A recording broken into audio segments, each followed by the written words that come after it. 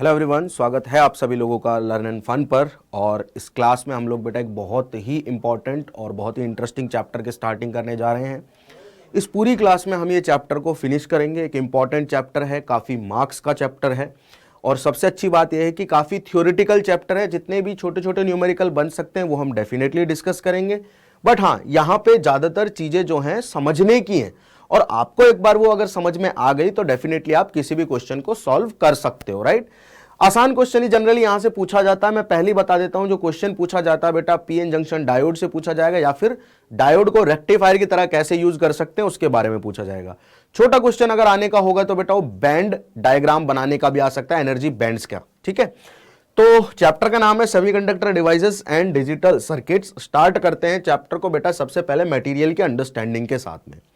आप सभी लोगों ने बेटा पहले कंडक्टर और इंसुलेटर पढ़ा हुआ है। पूरा क्लास 12 हम कंडक्टर पढ़ते हुए आया है ना। कंडक्टर के अंदर करंट कैसे फ्लो होती है ये हमने पढ़ा।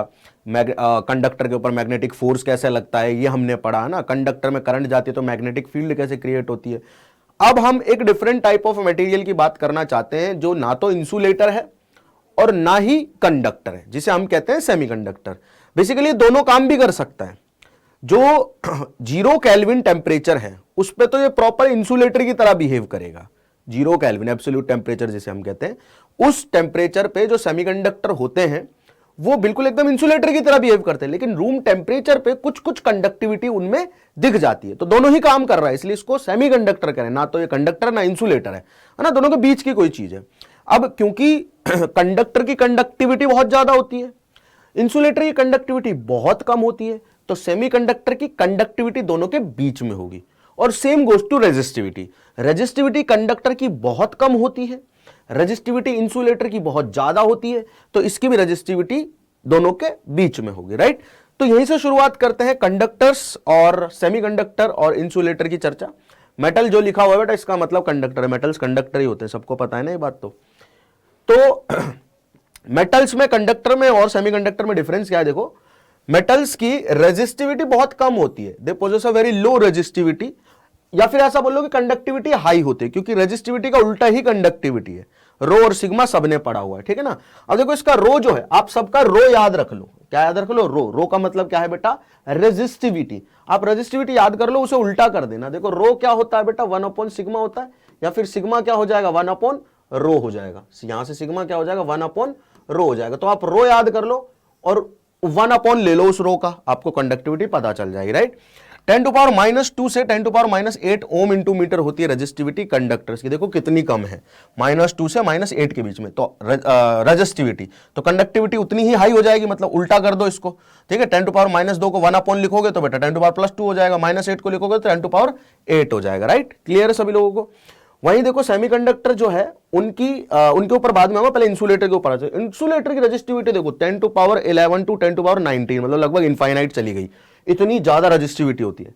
और सेमीकंडक्टर जो है उनके बीच में होती है, मतलब इससे कम रेजिस्टिविटी ज्यादा होगी और इससे रेजिस्टिविटी कम होगी। तो देखो 10⁻11 से कम है, बट हाँ 10⁻8 से ज्यादा है, 10⁻5, राइट, ठीक है। तो बेटा जो अपनी मटेरियल की, सॉरी 10⁻2 से ज्यादा, राइट। जो अपना मटेरियल है सेमीकंडक्टर, उसकी रेजिस्टिविटी मेटल्स यानी कि जो कंडक्टर्स हैं उनसे तो ज्यादा होगी रेजिस्टिविटी, बट इंसुलेटर से कम होगी। और सेम गोज टू कंडक्टिविटी।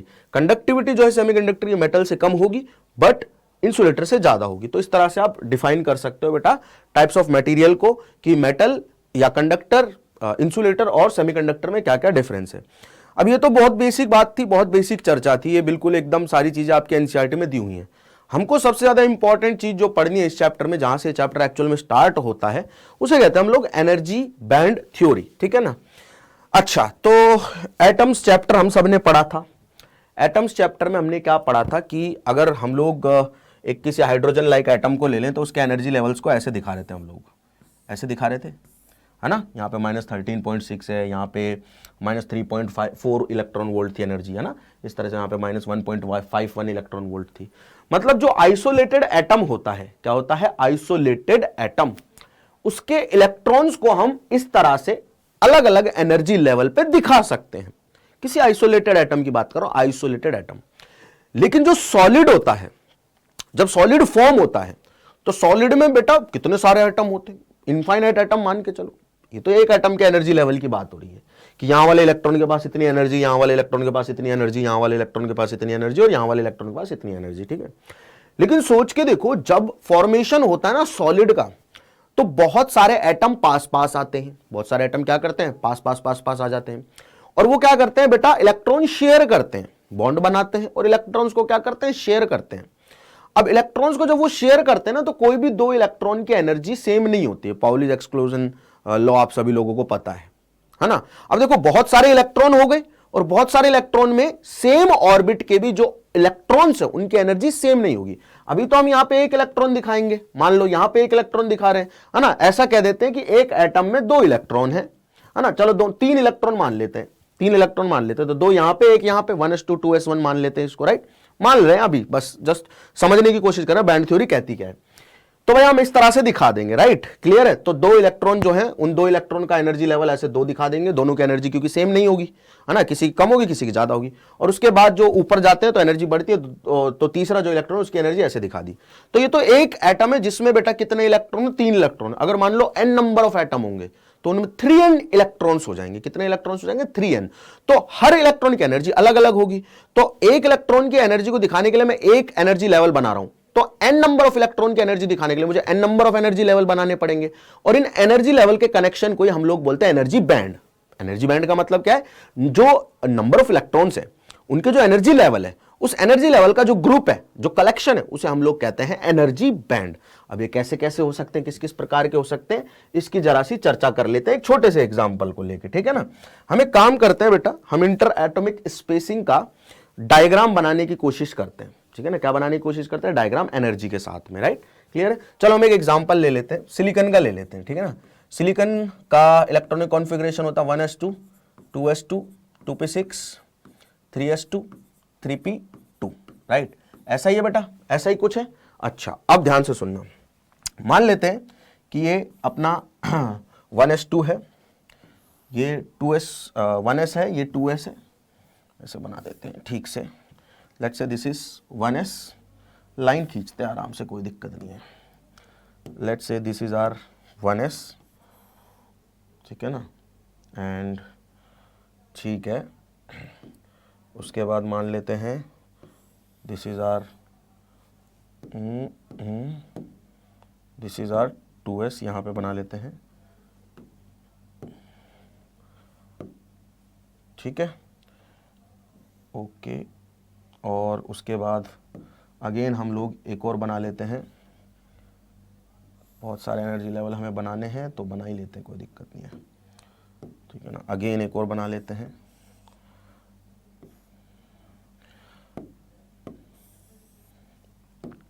ठीक है। सुनो जरा ध्यान से, अब सुनना। ये 1s हो गया, ये 2s हो गया, ये 2p हो गया, 3s हो गया, 3p हो गया, बहुत बढ़िया। लिख भी देते हैं, this is 1s, this is 2s, this is 2p, this is 3s, this is 3p, ठीक है। इस तरह से एक एटम की मैं बात कर रहा हूं, ठीक है ना, एक एटम की। किसकी बात कर रहा हूं मैं, एक एटम की, सिलिकॉन के एक एटम की, राइट। अब मैं मान लेता हूं सिलिकॉन के बहुत सारे n नंबर ऑफ एटम है। क्या है बेटा, n नंबर ऑफ एटम है। अब ये दूर दूर है, अभी ये दूर दूर है, n नंबर ऑफ एटम्स, और अभी ये क्या है बेटा, एटम्स दूर दूर है, ठीक है। इसमें 2 इलेक्ट्रॉन है, इसमें 2 इलेक्ट्रॉन है, इसमें 6 इलेक्ट्रॉन है, इसमें 2 हैं और इसमें 2 हैं। थर्ड ऑर्बिट जो है उसमें बेटा यहाँ पे 2 हैं और यहाँ पे 2 हैं। अगर इसमें 4 और आ जाएंगे इसमें, तो पूरा अपना ऑक्टेट पूरा कर लेगा, स्टेबल हो जाएगा, राइट। अब ये बॉन्ड बनाने के लिए फ्री है, सबको पता है बात। अगर मैं अलग अलग अलग अलग सिलिकॉन के सिंगल एटम को देखूं तो उसका एनर्जी लेवल कुछ कुछ मुझे ऐसा दिखाई देगा, ठीक है ना।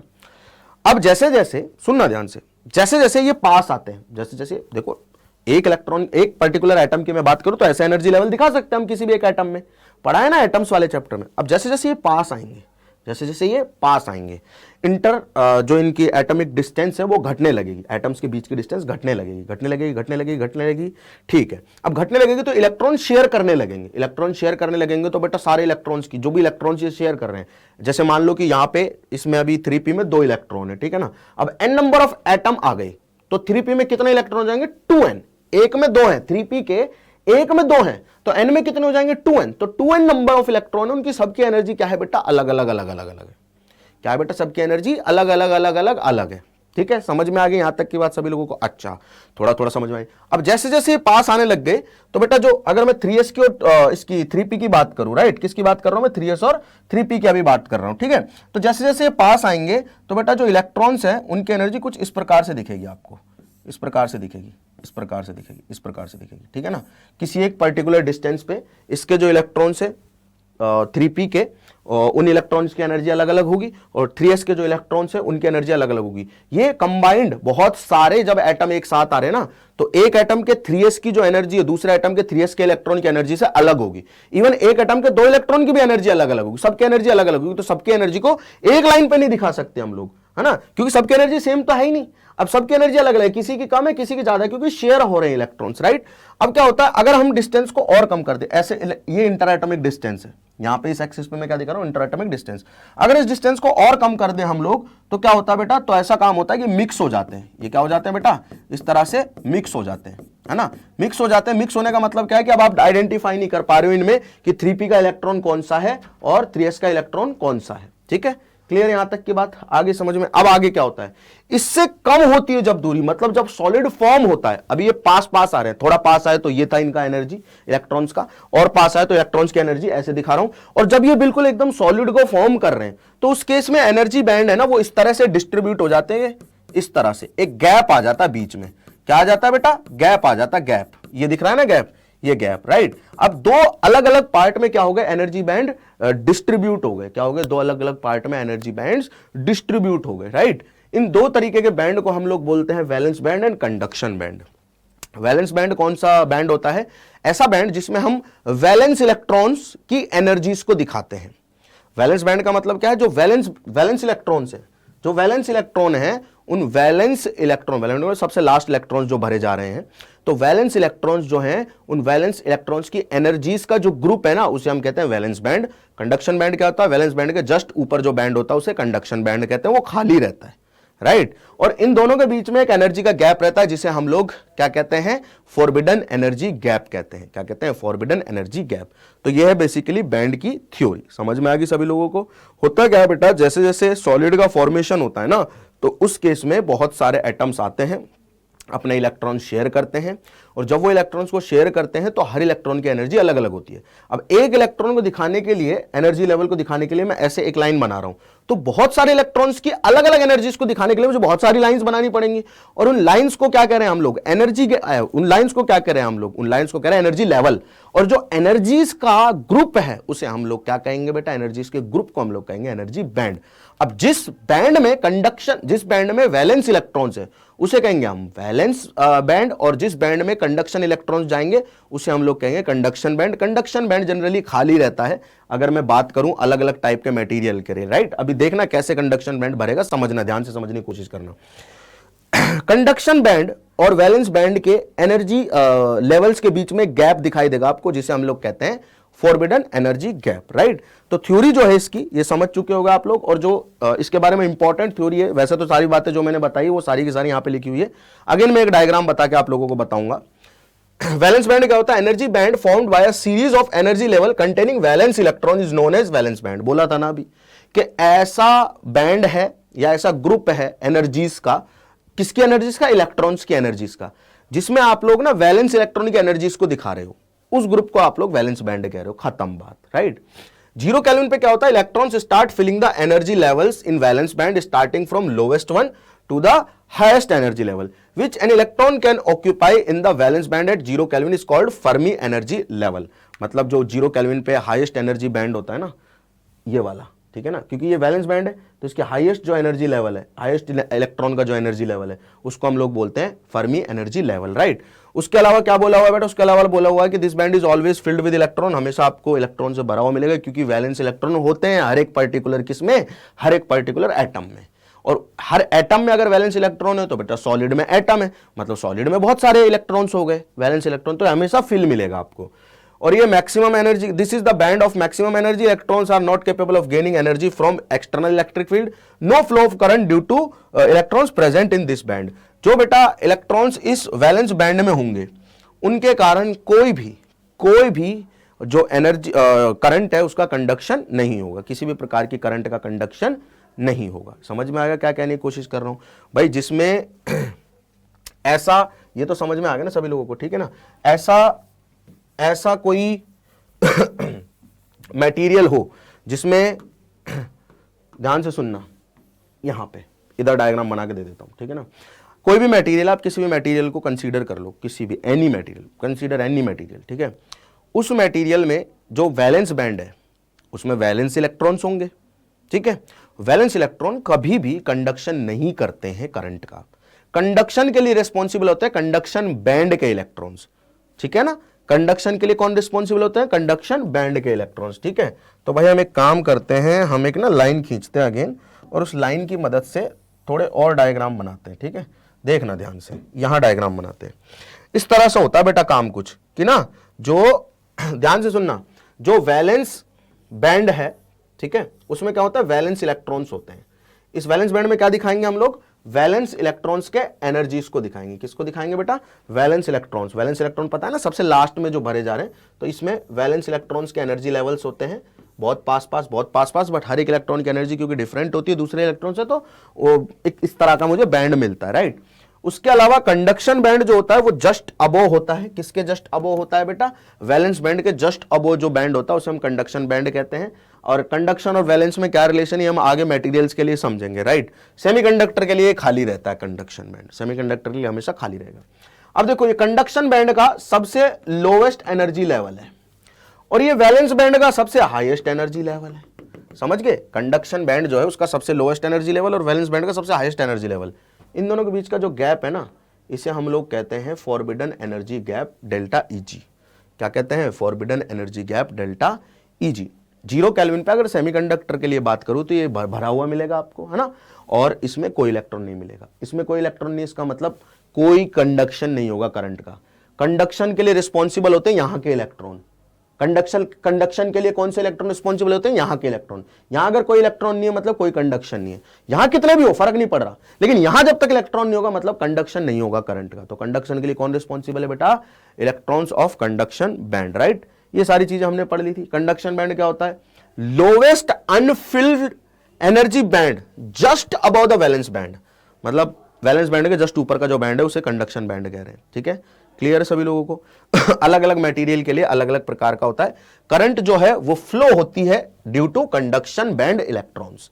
कंडक्शन बैंड के इलेक्ट्रॉन्स के कारण करंट फ्लो होती है। अब फॉरबिडन एनर्जी गैप भी मैंने आपको समझा दिया कि कंडक्शन बैंड का सबसे लोवेस्ट एनर्जी लेवल, है ना, और वैलेंस बैंड का सबसे हाईएस्ट एनर्जी लेवल, इन दोनों का जो गैप है उसे फॉरबिडन एनर्जी गैप कहते हैं। फॉरबिडन एनर्जी गैप में कोई भी इलेक्ट्रॉन नहीं रह सकते, या तो इलेक्ट्रॉन कंडक्शन बैंड में रहेंगे या वैलेंस में रहेंगे, सिंपल सी बात है। यहां कोई इलेक्ट्रॉन नहीं रह सकते। उसके अलावा बेटा नेचर ऑफ सब्सटेंस पे इसकी विड्थ डिपेंड करती है कि ज्यादा होगा या कम होगा, ठीक है? टेम्परेचर अगर इंक्रीज करोगे तो फॉरबिडन एनर्जी गैप डिक्रीज होगा, बहुत कम, वेरी स्लाइटली। अगर आप टेम्परेचर बढ़ाओगे मटेरियल का तो फॉरबिडन एनर्जी गैप जो है उस मटेरियल के कंडक्शन बैंड और वैलेंस बैंड के बीच का जो गैप है वो थोड़ा सा डिक्रीज होगा, राइट? क्लियर है? अब आगे चलते हैं। कंडक्टर, इंसुलेटर और जो अपना सेमीकंडक्टर है उसके लिए वैलेंस बैंड और कंडक्शन बैंड की क्या कहानी होती है, ठीक है?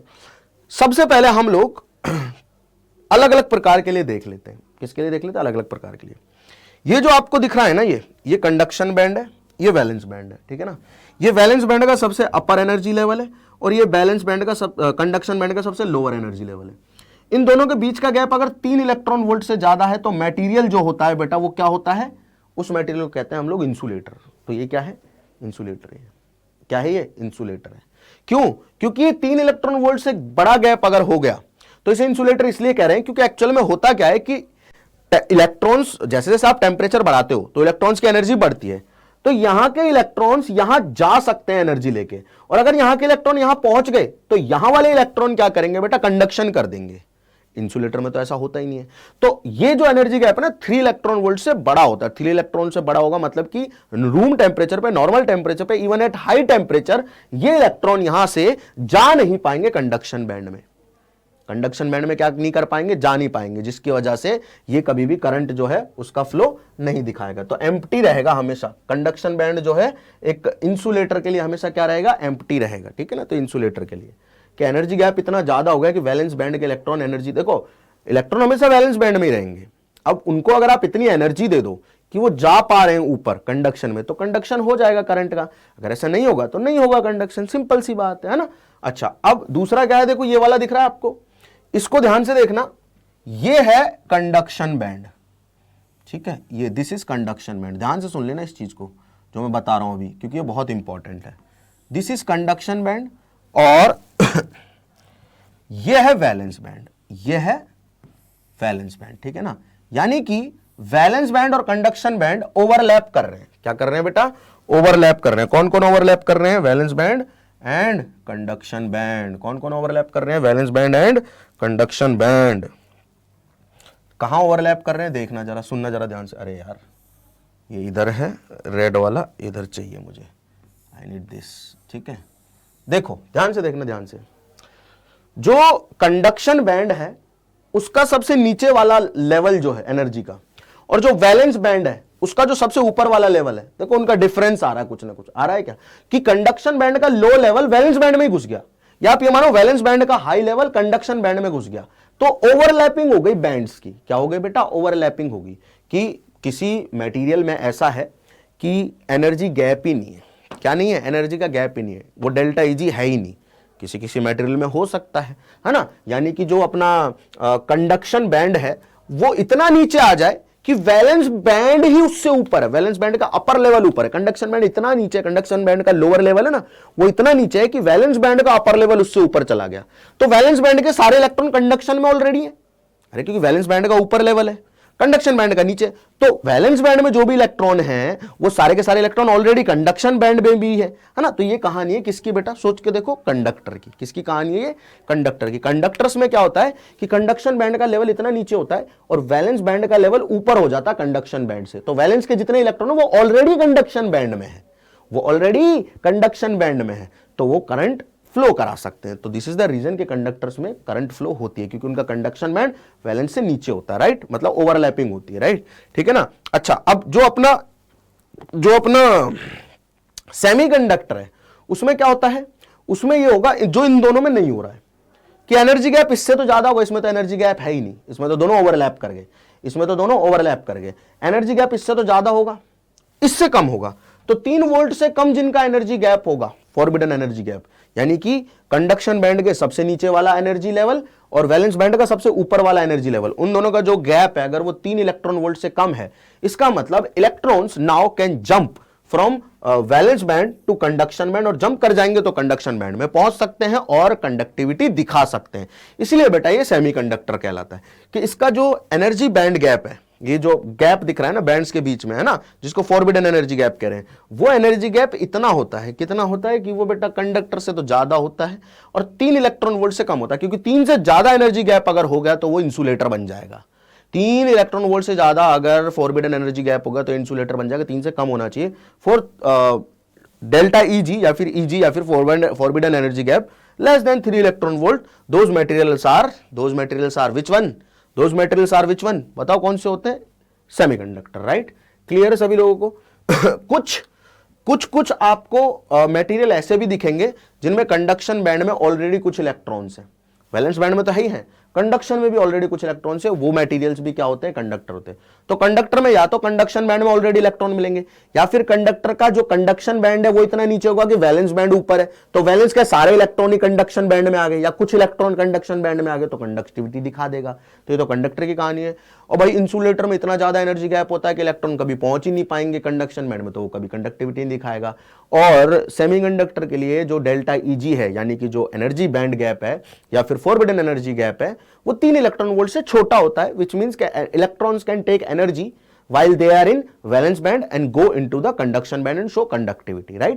क्लियर है सभी लोगों को? अब ये कहानी जो है अलग अलग टेम्परेचर्स पे होती है और उसी कहानी को हम लोग अब समझने वाले हैं सेमीकंडक्टर्स के लिए, ठीक है ना। चलिए, तो सेमीकंडक्टर जो है बेटा 2 प्रकार के होते हैं। पहला जो प्रकार है उसे हम लोग कहते हैं इंट्रिंसिक, ठीक है, इंट्रिंसिक सेमीकंडक्टर, और दूसरा होता है एक्सट्रिंसिक। कौन सा होता है बेटा? Extrinsic semiconductor. इंट्रिंसिक सेमीकंडक्टर को हम लोग बेटा प्योर सेमीकंडक्टर भी कहते हैं, ठीक है, और इसको हम लोग मिलावटी यानी कि डोप्ड सेमीकंडक्टर भी कहते हैं। इंट्रिंसिक है प्योर सेमीकंडक्टर, मतलब सेमीकंडक्टर अपनी प्योर अवस्था में जो होगा उसे हम लोग कहेंगे इंट्रिंसिक सेमीकंडक्टर। और जब उसमें कुछ मिलावट कर देंगे हम लोग, क्यों करेंगे इसका भी जिक्र करेंगे, और कैसे करेंगे इसका भी जिक्र करेंगे, उसको कहेंगे डोप्ड, राइट। जो सेमीकंडक्टर होते हैं बेटा इंट्रिंसिक प्योर जो होते हैं वो होते हैं सिलिकॉन, जर्मेनियम, राइट। जनरली हम इनकी ही चर्चा करेंगे। सिलिकॉन के लिए जो डेल्टा ईजी होता है, यानी कि जो फोरबिडन एनर्जी गैप होता है, लगभग बराबर होता है 1.1 इलेक्ट्रॉन वोल्ट के, है ना। 3 से छोटा ही होगा, ऑब्वियस सी बात है। और जर्मेनियम के लिए इवन छोटा होता है इससे भी, कितना होगा बेटा, अप्रोक्सीमेटली इक्वल होगा 0.7 इलेक्ट्रॉन वोल्ट के, ठीक है। बहुत छोटा एनर्जी गैप है। तो इलेक्ट्रॉन्स टेम्परेचर अगर आप बढ़ाओगे तो इलेक्ट्रॉन्स एनर्जी लेके, मतलब टेम्परेचर से एनर्जी मिलती है, एनर्जी बढ़ेगी इलेक्ट्रॉन्स की, वो जा सकते हैं, कहाँ जा सकते हैं, कंडक्शन बैंड में। जो प्योर सेमीकंडक्टर होते हैं इंट्रिंसिक होते हैं सिलिकॉन, जर्मेनियम, प्योर अवस्था में जो पाए जाते हैं, है ना। इन्हीं की चर्चा हम लोगों को बहुत खुल के करनी है, ठीक है। तो इंट्रिंसिक सेमीकंडक्टर में होता क्या है, देख लो ध्यान से भाई। आपने एक सॉलिड लिया सेमीकंडक्टर का, क्या लिया बेटा, एक सॉलिड लिया सेमीकंडक्टर का, ठीक है ना। अब होता क्या है, 0 केल्विन पे भी बात करूंगा मैं और बड़े टेम्परेचर पे भी बात करूंगा, बट उससे पहले एक छोटी सी लाइन खींचना बहुत ज्यादा जरूरी है, राइट। हाँ, खींच गई। होता क्या है बेटा, सुनना जरा ध्यान से कि ना, मान लो ये एक सिलिकॉन एटम है, ठीक है ना। क्या है बेटा, ये सिलिकॉन एटम है, इसके पास में यहाँ एक सिलिकॉन एटम है, यहाँ एक सिलिकॉन एटम है, ठीक है ना। सिलिकॉन का सॉलिड अगर मैं देखूंगा तो ऐसा ही मेरे को दिखाई देगा। अरे सिलिकॉन की स्ट्रक्चर पता है ना सभी लोगों को, सिलिकॉन की क्रिस्टल स्ट्रक्चर होती है ना, केमिस्ट्री में भी पढ़ा होगा सभी लोगों ने, ठीक है। चलो, ठीक है ना, इस प्रकार का कुछ कुछ होता है। अब इसमें होता क्या है, इसमें बेटा काम ये होता है कि इस सिलिकॉन के पास 4 इलेक्ट्रॉन, इसके भी पास 4, इसके भी पास 4, इसके भी पास 4, सबके पास 4 4 4 4 है। सिलिकॉन की स्ट्रक्चर पता है ना, 1s2 2s2 2p6 3s2 3p4, third में 4 है, 4 और ले सकता है, मतलब बॉन्ड बना सकता है, 4 कोवेलेंट बॉन्ड बना सकता है आसपास के 4 नेबरिंग सिलिकॉन एटम से। तो ये एक इलेक्ट्रॉन अपना इसके साथ शेयर करता है, एक बॉन्ड बना लेता है, एक इलेक्ट्रॉन इसके साथ शेयर करता है, इसके साथ बॉन्ड बना लेता है, एक इलेक्ट्रॉन इसके साथ शेयर करता है, इसके साथ बॉन्ड बना लेता है, और एक ऊपर वाले के साथ शेयर करेगा, बॉन्ड बना लेगा। सेम कहानी इसकी होगी, ठीक है। यहां वाले के साथ भी शेयर करेगा, यहां वाले के साथ भी शेयर करेगा, यहां वाले के साथ भी शेयर करेगा, सेम कहानी इसकी होगी, ठीक है ना। इस तरह से ये मस्त आराम से बॉन्ड बना के, कोवेलेंट बॉन्ड बना के बैठा रहता है, ठीक है ना। अच्छा, ये सिलिकॉन की कहानी है। सिलिकॉन की मतलब कि प्योर सेमीकंडक्टर की, सिलिकॉन मतलब बोले तो प्योर सेमीकंडक्टर, बोले तो प्योर सेमीकंडक्टर की कहानी। इस तरह का क्रिस्टल स्ट्रक्चर होता है, ठीक है ना। इलेक्ट्रॉन्स इसके पास 4 हैं, 4 नेबरिंग एटम से इसने क्या कर लिए, शेयर कर लिए, ठीक है ना। चलो मैं दिखा भी देता हूं। दीज आर 4 इलेक्ट्रॉन, एक इसका ये है, एक इसका ये है, एक इसका ये है और एक इसका ये है। ये काले वाले इलेक्ट्रॉन इसके हैं और बाकी के 4 इसके शेयर्ड हैं, जिनको मैं क्या कर दे रहा हूं बेटा, जिनको मैं ग्रीन कर दे रहा हूं, ठीक है ना। ये ग्रीन वाले जो है ये शेयर्ड है, ठीक है, ठीक है ना, क्लियर है। 4 काले वाले जो हैं बीच वाले अपने एटम के हैं और बाकी के जो ग्रीन वाले हैं वो शेयर्ड है, राइट। अच्छा, तो ये इस तरह से बॉन्ड बना के बैठे रहते हैं, राइट, आराम से कोवेलेंट बॉन्ड बना के बैठे रहते हैं। अब 0 केल्विन पे क्या होगा, बॉन्ड बने हुए हैं, स्टेबल है, किसी के अंदर इतनी एनर्जी नहीं कि बॉन्ड टूट जाए। अरे टेम्परेचर बढ़ाओगे तभी तो बॉन्ड टूटने की समस्या हो सकती है। अब 0 केल्विन पे क्या है, 0 केल्विन पे ये आराम से अपना, या लो टेम्परेचर पे आराम से अपना बॉन्ड बना के बैठा हुआ है, एकदम बढ़िया सॉलिड सिलिकॉन बना हुआ है मामला। सिलिकॉन की जैसे आप ईंट लेके आओगे ना, सिलिकॉन की ईंट के अंदर देखोगे, मतलब सिलिकॉन का इतना बड़ा टुकड़ा लेके आओगे, उसके अंदर देखोगे तो 0 केल्विन पे ये आपको दिखाई देगा पूरा पूरा, exactly same system. Same goes to germanium, germanium के लिए भी यही है, राइट। अच्छा, अब क्या होता है, आप टेम्परेचर बढ़ाते हो, क्या करते हो बेटा, टेम्परेचर बढ़ाते हो। अब टेम्परेचर बढ़ने की वजह से होता क्या है कि बॉन्ड टूट सकते हैं, टूट सकते हैं। तो आपने टेम्परेचर बढ़ाया और मान लो कि एक सिलिकॉन का बॉन्ड कोई टूट गया, लेट्स से कि ये वाला बॉन्ड जो है वो टूट गया, तो यहां का इलेक्ट्रॉन फ्री हो गया और चला गया बेटा क्रिस्टल में। मतलब बॉन्ड का तो पार्ट नहीं है इलेक्ट्रॉन, यानी कि बंधा हुआ तो नहीं है। अब बॉन्ड का पार्ट होता तो मतलब एटम से बंधा हुआ है, अब वो बॉन्ड तोड़ के चला गया, मतलब दोनों का ही साथ, जिन एटम्स के बीच में बॉन्ड था, जिनका इलेक्ट्रॉन शेयर्ड था, उन दोनों का ही साथ छोड़ के क्रिस्टल में चला गया, मतलब वो फ्री हो चुका है। यानी कि ये वाला इलेक्ट्रॉन जो यहां पे आया है ना, ये वाला इलेक्ट्रॉन कंडक्शन करेगा क्योंकि क्रिस्टल में घुस चुका है और फ्री है। यानी कि यही वो इलेक्ट्रॉन जो कंडक्शन इलेक्ट्रॉन, ये बाकी सारे तो वैलेंस इलेक्ट्रॉन है, बाकी सारे तो वैलेंस, पहले ये भी वैलेंस इलेक्ट्रॉन था। जैसे आपने टेम्परेचर बढ़ाया, टेम्परेचर बढ़ने के साथ अब बैंड थ्योरी के अकॉर्डिंग तो ये बोलोगे कि वैलेंस बैंड से निकल के चला गया कंडक्शन बैंड में, क्योंकि अब ये कंडक्शन करेगा। और अगर क्रिस्टल थ्योरी के अकॉर्डिंग देखो, आप सॉलिड थ्योरी के अकॉर्डिंग देखो, तो आप ये बोल सकते हो कि बॉन्ड टूटा तो इलेक्ट्रॉन अब पार्ट नहीं रहा है किसी भी बॉन्ड का, फ्री है और क्रिस्टल में घूम सकता है। आप इलेक्ट्रिक फील्ड लगाओ, दौड़ जाएगा ऑपोजिट डायरेक्शन में, मतलब करंट फ्लो कर सकता है, कर सकता है अगर इलेक्ट्रिक फील्ड लगाओगे तो ये बेटा कहानी होती है इंट्रिंसिक यानी कि प्योर सेमीकंडक्टर की।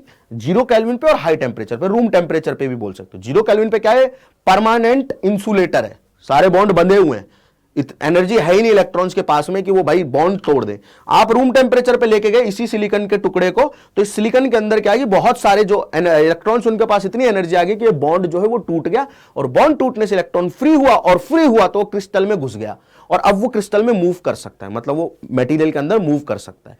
या बैंड थ्योरी से समझना था ऐसे समझ लो, पहले इलेक्ट्रॉन बेटा सारे के सारे बंधे हुए थे, वैलेंस इलेक्ट्रॉन्स थे, आपस में शेयर्ड थे, राइट।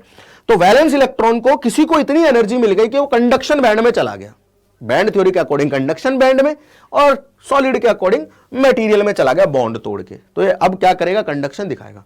अच्छा, अब होता क्या है कि हाई टेम्परेचर्स पे ऐसे ही इलेक्ट्रॉन्स जो है वो बॉन्ड तोड़ते हैं, ठीक है, और बॉन्ड तोड़ने के कारण वो कहां चले जाते हैं बेटा, वो चले जाते हैं क्रिस्टल में, राइट। अच्छा, यहां पे इलेक्ट्रॉन की कमी हो गई, इस कमी को हम लोग कहते हैं होल। क्या कहते हैं, होल, ठीक है। या ऐसा बोल लो कि कुछ इलेक्ट्रॉन्स जो पहले बंधे हुए हैं वैलेंस बैंड के, एनर्जी लेके चले गए, कहां चले गए, कंडक्शन बैंड में। तो वैलेंस बैंड में तो कमी हो गई ना इलेक्ट्रॉन की, तो वैलेंस बैंड में जो इलेक्ट्रॉन की कमी हुई है ना, उसे कहते हैं हम लोग होल। क्या कहते हैं, होल।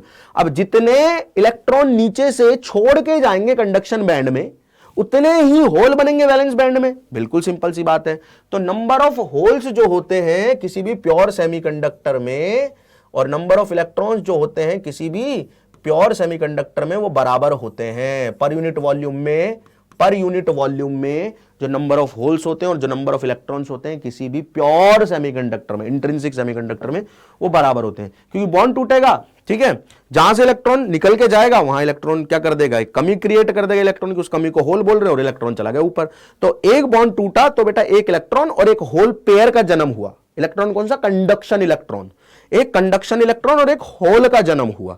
दूसरा बॉन्ड टूटा तो दूसरा इलेक्ट्रॉन गया ऊपर कंडक्शन में, तो 2 इलेक्ट्रॉन हो गए, नीचे 2 होल हो गए, मतलब 2 कंडक्शन इलेक्ट्रॉन और 2 होल का जन्म हुआ। तो जितने बॉन्ड टूटते हैं उतने ही इलेक्ट्रॉन होल पेयर बनते हैं, उतने ही इलेक्ट्रॉन होल पेयर बनते हैं, ठीक है ना। चलो अब देखो, ये जो भी कहानी मैंने बताई है वो ऐसे समझाई हुई है कि यहां से बॉन्ड टूटा तो बेटा जो इलेक्ट्रॉन है वो thermally agitated, thermally generated free electron बन गया। अब ये घूम सकता है, कोई दिक्कत वाली बात ही नहीं है, और घूम सकता है तो बढ़िया घूमेगा। यहाँ पे क्या बनेगा, देखो ये होल बनेगा, साइट 1 बोला हुआ है।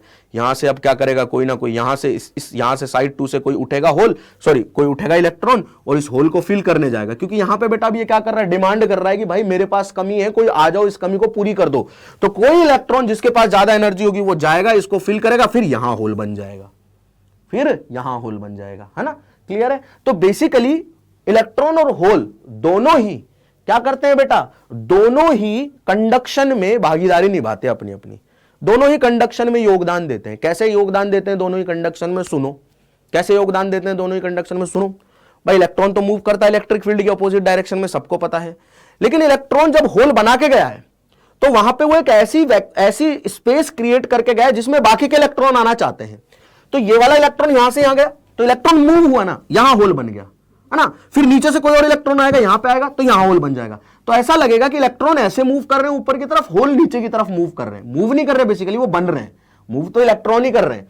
यहां पे था पहले होल, ठीक है, यहां का इलेक्ट्रॉन गया यहां पे, तो यहां पे रिकॉम्बिनेशन हो गया, यहां पे बन गया हमारा होल बन गया, ठीक है। नीचे से एक और इलेक्ट्रॉन आया यहां पे, तो बेटा यहां वाला तो होल रिकॉम्बाइन हो गया इलेक्ट्रॉन के साथ में, यहां पे अब होल बन गया। तो ऐसा लग रहा है इलेक्ट्रॉन जैसे जैसे ऊपर जा रहे हैं वैसे वैसे होल नीचे बनते जा रहे हैं। मतलब होल जो है पहले यहां पे था, फिर यहां बना, फिर यहां बना, यानी कि इलेक्ट्रॉन ऊपर ट्रैवल कर रहा है, होल नीचे ट्रैवल कर रहा है।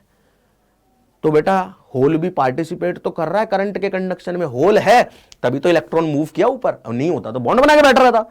किसी इलेक्ट्रॉन को क्या पड़ रहा है कि उधर जाए, उसकी वैलेंसी पूरी नहीं है, स्टेबल नहीं है वो, तो वो डिमांड कर रहा है कि कोई आओ, न्योता दे रहा है, इलेक्ट्रॉन आएगा उसमें। और इलेक्ट्रॉन आएगा क्यों, क्योंकि वहां कमी है। अगर वहां होल नहीं होता तो इलेक्ट्रॉन नहीं आता वहां पे। तो होल भी जो कंडक्शन है उसके लिए क्या कर रहा है बेटा, रिस्पॉन्सिबल है, और इलेक्ट्रॉन भी कंडक्शन के लिए क्या है, रिस्पॉन्सिबल है। तो दोनों ही करंट के कंडक्शन के लिए रिस्पॉन्सिबल होते हैं। कौन कौन, इलेक्ट्रॉन भी और होल भी। और टोटल करंट जो फ्लो होती है बेटा वो होती है current due to electrons and current due to hole. खत्म बात, ठीक है, क्लियर है। सारी बातें जो समझाई है वो एज इट इज है। अब आगे की कहानी समझते हैं। ये प्योर सेमीकंडक्टर की बात थी। बैंड डायग्राम इसका देख लेते हैं एनर्जी का। और ये बेटा बैंड डायग्राम जो है वो आपका एनसीईआरटी का ही है।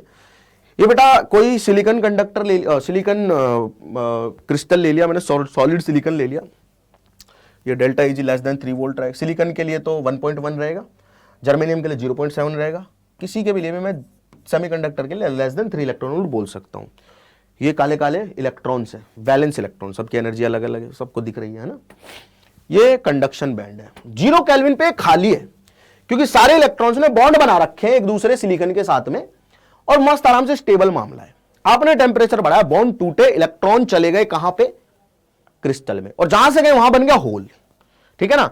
बैंड थ्योरी के अकॉर्डिंग हम ये कहते हैं कि कुछ इलेक्ट्रॉन जिनके पास एनर्जी अच्छी खासी है, ठीक ठाक है, वो जंप कर जाएंगे। कहां जंप कर जाएंगे, वो कंडक्शन बैंड में, क्योंकि उनके पास एनर्जी देखो इनसे तो ज्यादा है इनके पास में, तो यही वाले जाने चाहिए। अरे इनसे तो ज्यादा एनर्जी है ना, ये एनर्जी लेवल ही तो है, तो इनसे तो ज्यादा एनर्जी है इनके पास में, थोड़ी सी और दे दी आपने, कैसी थी थोड़ी सी और एनर्जी, टेम्परेचर बढ़ा के, तो ये जंप कर गए, देखो कर गए। तो ये ऊपर वाले 4 जो है ना, ये चार क्या कर गए बेटा, यहां वाले इलेक्ट्रॉन जंप कर गए, तो कंडक्शन बैंड में पहुंच गए ना कंडक्शन बैंड में, और यहां 4 होल बन गए। तो दीज आर होल, ठीक है, and these are conduction electrons. क्या कहेंगे बेटा इनको, कंडक्शन इलेक्ट्रॉन्स, ठीक है ना। दोनों ही रिस्पॉन्सिबल होते हैं किसके लिए, करंट के फ्लो के लिए, राइट, क्लियर है। अच्छा सुनना ध्यान से, ये रूम टेम्परेचर की बात है, वो 0 केल्विन की बात है। अच्छा, जितने इलेक्ट्रॉन छोड़ के गए हैं कंडक्शन बैंड में, क्या उतने ही होल वैलेंस बैंड में बने हैं, बिल्कुल सही बात है। जो जितने कंडक्शन इलेक्ट्रॉन नहीं, जितने कंडक्शन इलेक्ट्रॉन होते हैं प्योर सेमीकंडक्टर में, उतने ही होल भी क्रिएट होते हैं। होल, इलेक्ट्रॉन होल का पेयर का जन्म हुआ कब हुआ है, जब इलेक्ट्रॉन कंडक्शन बैंड में गया। तो जितने इलेक्ट्रॉन कंडक्शन बैंड में होंगे वैलेंस बैंड में उतने ही होल मिलेंगे, प्योर सेमीकंडक्टर की कहानी, बिल्कुल सिंपल। चलो जी, आई होप आपको समझ में आ रही है बस मैं जो बातें बोलना चाह रहा हूं। अब बात कर लेते हैं एक्सट्रिंसिक सेमीकंडक्टर की। कोई बहुत ज्यादा डिफिकल्ट चीज नहीं है। एक्सट्रिंसिक का मतलब यह है कि मिलावट कर दो।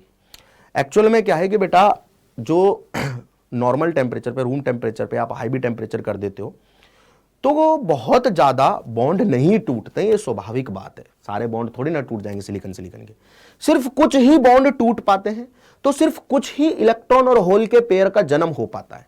तो अच्छी खासी कंडक्टिविटी तो मिलती नहीं है रूम टेम्परेचर पे, इसलिए हमें जरूरत पड़ी मिलावट करने की। किसकी मिलावट करने की, कुछ और बाहर से इंप्योरिटी लाओ और इस सिलिकॉन और जर्मेनियम में मिलाओ, जिससे इस सिलिकॉन और जर्मेनियम के सॉलिड की हम कंडक्टिविटी को बढ़ा सके। हमारा पर्पस क्या है, क्यों मिलावट कर रहे हैं बेटा, मिलावट इसलिए कर रहे हैं एक शुद्ध सेमीकंडक्टर में, ताकि उसकी कंडक्टिविटी बढ़ाई जा सके, है ना। मिलावट वर्ड आप लोगों को बुरा लगता होगा सुनने में, क्योंकि मिलावटी सामान आजकल मार्केट में बहुत चल रहे हैं और कोई भी उसको कंजम्पशन करना नहीं चाहता, क्योंकि वो हेल्थ के लिए भी ठीक नहीं होता है, किसी भी चीज के लिए ठीक नहीं। लेकिन यहां मिलावट ठीक है, क्यों, क्योंकि हमारा काम हो रहा है, कंडक्टिविटी बढ़ रही है, ठीक है, समझ में आ गई बात। रूम टेम्परेचर पे बहुत ज्यादा इलेक्ट्रॉन होल पेयर नहीं बन पाते, क्योंकि बहुत ज्यादा बॉन्ड टूटते भी नहीं है। अगर ऐसा हो जाता तो फिर तो बेटा बात ही कुछ और होती, राइट, फिर तो हमें मिलावट करनी ही नहीं पड़ती। तो जो लोग थे उन्होंने सोचा यार एक काम करते हैं, इसकी कंडक्टिविटी बढ़ानी है ना, अपने पास एक आइडिया है। क्या आइडिया है, इसमें मिलावट कर दो। अच्छा जी, अब मिलावट किसकी करें, मिलावट करते टाइम अब ऑब्वियस सी बात है उन्होंने 2 चीजें सोची और उन दोनों की ही चर्चा करेंगे हम लोग। बट मिलावट करते टाइम कुछ बातों का ध्यान रखना था उनको, कि जो साइज है किसका, जो आप डोप कर रहे हो बाहर वाले को, जिसको डोपेंट बोल रहे हैं, या डोप कर रहा है जो, जिसको डोप कर रहे हो आप लोग, मतलब जिसको मिला रहे हो, जो बाहर से लेके आ रहे हो, है ना। सिलिकॉन प्योर है, जर्मेनियम प्योर है, उसमें कुछ मिलाना चाह रहे हो आप, इंप्योरिटी बाहर से लाके कोई अलग एटम डाल रहे हो, उसका साइज इसके क्रिस्टल के जो एटम्स है उसके साइज के कंपेरेबल होना चाहिए। मतलब साइज बहुत ज्यादा बड़ा छोटा नहीं होना चाहिए डिफरेंस, नहीं तो डिस्टॉर्ट कर देगा क्रिस्टल को। ये भी एक पॉइंट है कि क्रिस्टल को खराब ही ना कर दे वो आके, ठीक है। उसके अलावा ये है कि डेफिनेशन देख लो बस, और तो क्या है, फिर तो मैं पी टाइप एन टाइप पढ़ाऊंगा ना। व्हेन ए स्मॉल अमाउंट से अ फ्यू पार्ट पर मिलियन, मतलब कुछ मिलियन में एक डाल दिया हमने, मतलब ऐसा मानो कि 1 मिलियन सिलिकॉन एटम है उसमें हमने 2 बाहर से लाके अलग एटम डाल दिया ना, तो बहुत छोटा अमाउंट होता है। ऑफ सुटेबल इंप्योरिटी, सुटेबल क्या होगी वो भी मैं बताऊंगा। Added to pure semiconductor, conductivity of semiconductor is increase manifold, सारी चीजें बता दी, बस वही लिखी हुई है। Such materials are known as intrinsic extrinsic semiconductor और इंप्योरिटी सेमीकंडक्टर।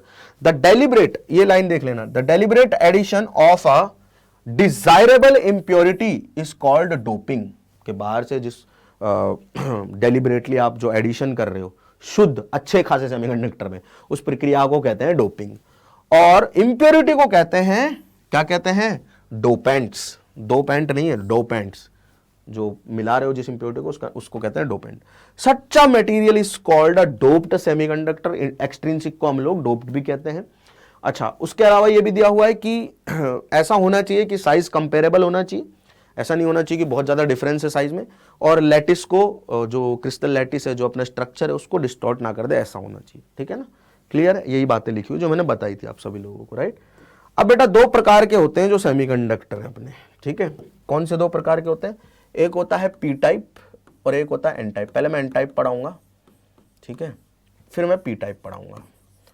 क्या होते हैं एन टाइप और पी टाइप? ये एक्सट्रिंसिक सेमीकंडक्टर है, मतलब जो अपनी डोपिंग करने के बाद सेमीकंडक्टर बने। एन टाइप में बेटा कुछ ऐसा होता है कि पेंटावैलेंट इंप्योरिटी ऐड करते हैं हम लोग। क्या करते हैं? पेंटावैलेंट इंप्योरिटी ऐड करते हैं। पी टाइप में हम लोग ट्राईवैलेंट इंप्योरिटी ऐड करते हैं, ठीक है। पेंटावैलेंट पता है ना? अरे पेंटावैलेंट पता है ना? क्या होता है पेंटावैलेंट पता है? Phosphorus, arsenic, antimony, right. Trivalent क्या होते हैं? इंडियम, बोरोन, एल्यूमिनियम, ये होते हैं ना, +3 जिनकी होती है, ठीक है। तो 2 टाइप के हम सेमीकंडक्टर बनाएंगे। एक बार सिलिकॉन में हम लोग क्या करेंगे? पेंटावैलेंट इंप्योरिटी ऐड करेंगे, एन टाइप। एक बार हम क्या करेंगे? ट्राईवैलेंट इंप्योरिटी ऐड करेंगे, पी टाइप। बस यही करना है। तो पहले करते हैं बेटा 5 वाला ऐड करते हैं पहले, चलो फटाफट से एन टाइप सेमीकंडक्टर एडिंग डालो और 5 वाला ऐड कर दो, ठीक है ना। ठीक है, अब हुआ क्या है देख लो ध्यान से। पहले यहां पे सिलिकॉन था, +4 वाला था। अब यहां पे एक पेंटावैलेंट आपने डाल दिया एक पेंटावैलेंट, उसके पास है 5 इलेक्ट्रॉन। तो 4 सिलिकॉन से तो उसने बॉन्ड बना लिया, 4 सिलिकॉन से तो क्या कर लिया बेटा? उसने बॉन्ड बना लिया। 1 इलेक्ट्रॉन उसके पास रह गया है। ऐसे मानो कि ये मान लो आपने कोई फास्फोरस लिया, ठीक है ना, फास्फोरस मान लेते हैं, इसके पास 5 इलेक्ट्रॉन है ना, तो 4 सिलिकॉन से इसने बॉन्ड बना लिया, ऐसे सिलिकॉन, ठीक है, सिलिकॉन, सिलिकॉन और सिलिकॉन, ठीक है ना, और 1 इलेक्ट्रॉन इसके पास खाली पड़ा हुआ है अभी, ठीक है ना। अब ये जो इलेक्ट्रॉन है ना, ये इलेक्ट्रॉन है, सुनना जरा ध्यान से, ये फास्फोरस के पास जो इलेक्ट्रॉन, 4 तो बना लिए इसने बॉन्ड, पूरा हो गया, 8 इलेक्ट्रॉन, पूरे 8 इलेक्ट्रॉन हो गए, शेड हो गए इसके, ठीक है ना। अभी जो 5वां इलेक्ट्रॉन बचा हुआ है, जो अपने साथ में एक फास्फोरस लेके आया है, इस इलेक्ट्रॉन का अट्रैक्शन बहुत ज्यादा नहीं है अब इससे, और ये फास्फोरस भी नहीं चाहता कि मेरे पास ये इलेक्ट्रॉन रहे, क्योंकि स्टेबल हो चुका है। फास्फोरस भी हम नहीं चाहता, पेंटावैलेंट है ना, ये भी नहीं चाहता है कि ये इलेक्ट्रॉन इसके साथ रहे। तो इस इलेक्ट्रॉन का नेचर बनता है कि जब इसके घर वाले इसे नहीं चाहते तो इसे चला जाना चाहिए, और ये चला जाता है छोड़ के क्रिस्टल में। कहां चला जाता है? अगेन वही सॉलिड में चला जाता है, सॉलिड में चला जाता है अगेन। इसको एनर्जी भी नहीं चाहिए, इसको तो 0.1 इलेक्ट्रॉन वोल्ट एनर्जी चाहिए बस, मतलब ना के बराबर एनर्जी चाहिए, रूम टेम्परेचर पे अपने आप ही निकल जाएगा। फास्फोरस आया 5 इलेक्ट्रॉन लेके, 4 बॉन्ड बना ली, एक फ्री है। अब फास्फोरस बोल रहा है भाई तू पहले मेरा था, लेकिन मैं अब 4 अच्छे खासे दोस्तों के साथ बॉन्ड बना लिया हूं, अब मुझे तेरी जरूरत है नहीं। एक्चुअल में वो बोलता है भाई मुझे भी तेरी जरूरत नहीं, जब तुझे नहीं है तो मुझे भी नहीं, मैं जा रहा हूं, वो निकल लेता है। तो हर एक फास्फोरस एक फ्री इलेक्ट्रॉन लेके आ रहा है अपने साथ, जो रूम टेम्परेचर पर ऑलमोस्ट फ्री है। हर एक फास्फोरस अपने साथ एक फ्री इलेक्ट्रॉन लेके आ रहा है क्या? लेके आ रहा है क्या हर एक फास्फोरस? अच्छा, अगर मैंने ऐसे 100 फास्फोरस डाल दिए तो 100 इलेक्ट्रॉन ऑलरेडी आगे फ्री के, आगे के नहीं आगे कंडक्शन इलेक्ट्रॉन, अरे आगे के नहीं आगे कंडक्शन इलेक्ट्रॉन, बिल्कुल सही बात है, क्योंकि ये फ्री है, ये पार्ट तो इसी का है, पार्ट तो इसी का ही है, ठीक है ना, फास्फोरस का। लेकिन इसका एनर्जी इतना हाई है कि ऑलमोस्ट कंडक्शन बैंड के ही पास रह रहा है, मतलब रूम टेम्परेचर पे ले जाते ही अपने आप कंडक्शन बैंड में घुस जाएगा, ये वैलेंस बैंड का है ही नहीं, ये समझो आप, ठीक है। अच्छा, अब क्या हुआ भाई, ये वैलेंस बैंड के इलेक्ट्रॉन्स तो ठीक है ना, जो इन्होंने बॉन्ड बनाए हुए हैं, ये वैलेंस बैंड का नहीं है, ये कंडक्ट वैलेंस से ऊपर है, कंडक्शन से नीचे, बट कंडक्शन के बहुत पास है, जैसे आप इसको एनर्जी दोगे कंडक्शन में घुस जाएगा, राइट। अच्छा, ये इस इलेक्ट्रॉन की बात हो गई। एक फास्फोरस एक इलेक्ट्रॉन लेके आ रहा है अपने साथ, और रूम टेम्परेचर पे जो पुराना काम हो रहा था वो तो होगा ही, सिलिकॉन सिलिकॉन बॉन्ड तो टूट ही रहे होंगे।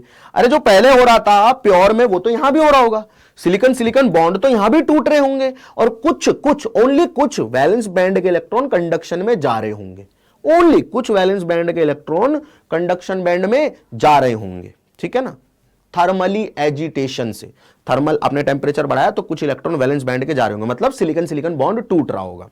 लेकिन आपने ऐसी इंप्योरिटी ऐड कर दी है जिसको टेम्परेचर की जरूरत नहीं, वो तो काम हो ही रहा है, साथ में फास्फोरस अपने साथ एक इलेक्ट्रॉन फ्री लेके आ रहा है, तो यहां पे बेटा क्या हो गया, जो कंडक्शन बैंड के इलेक्ट्रॉन उनकी संख्या बहुत बढ़ गई। क्यों बढ़ गई, देखो पहले हम ये बात कर रहे थे, क्या बात कर रहे थे हाँ, यहां पे स्ट्रक्चर बनी हुई है, इसको मैं इसलिए हटा रहा हूं, यहां पे समझा दूंगा, ठीक है ना।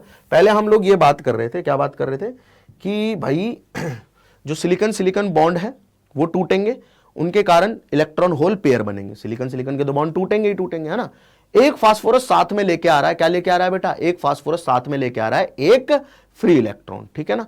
तो फ्री इलेक्ट्रॉन कंडक्शन बैंड में जाएगा, जाएगा कि नहीं जाएगा, अरे जाएगा कि नहीं जाएगा, और कुछ यहां से होल क्रिएट होंगे, यहां इलेक्ट्रॉन जाएंगे, तो होल और इलेक्ट्रॉन मान लो कि दो सिलिकॉन सिलिकॉन बॉन्ड टूटे, आप ये मान लो कि दो सिलिकॉन सिलिकॉन बॉन्ड टूटे, समझो अब इस चीज को, दो सिलिकॉन सिलिकॉन बॉन्ड टूटे तो दो इलेक्ट्रॉन दो होल बने, एक टूटा तो एक यहां से इलेक्ट्रॉन गया तो यहां होल बन गया, दो इलेक्ट्रॉन दो होल बने, ठीक है ना।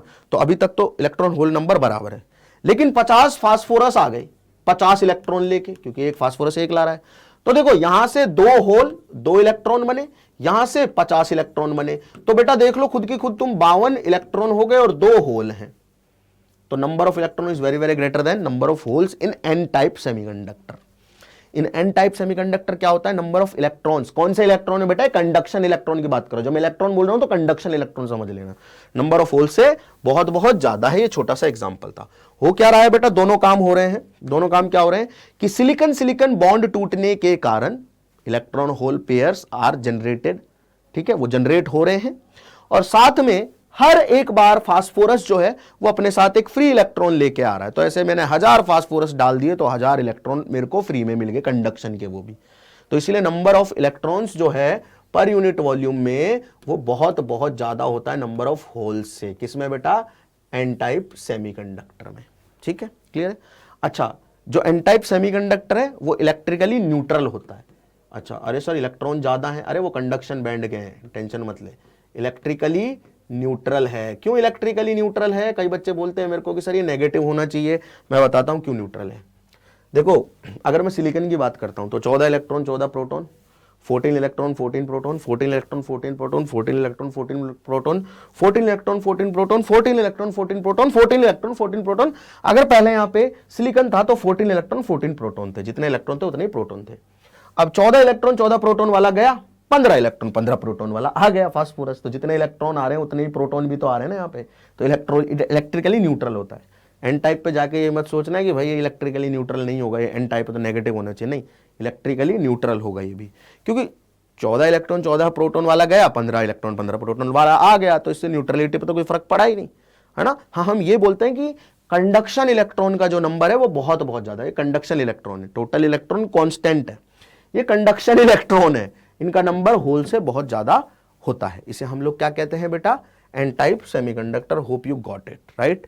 और उसके बाद है बेटा पी टाइप सेमीकंडक्टर की चर्चा कर लेते हैं। अच्छा, एक मैं डायग्राम यहीं पे बना के दिखा देता हूं, बाद में भी देख लेंगे उसे, ठीक है।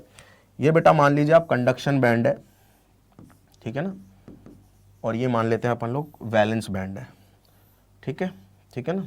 अच्छा, यहां वैलेंस बैंड में इलेक्ट्रॉन्स हैं, ठीक है ना, मान लेते हैं कुछ कुछ इलेक्ट्रॉन्स हैं, ये इलेक्ट्रॉन्स बना देते हैं अपन लोग ऐसे ऐसे ऐसे ऐसे ऐसे ऐसे, ठीक है, ऐसे ऐसे ऐसे ऐसे, ठीक है।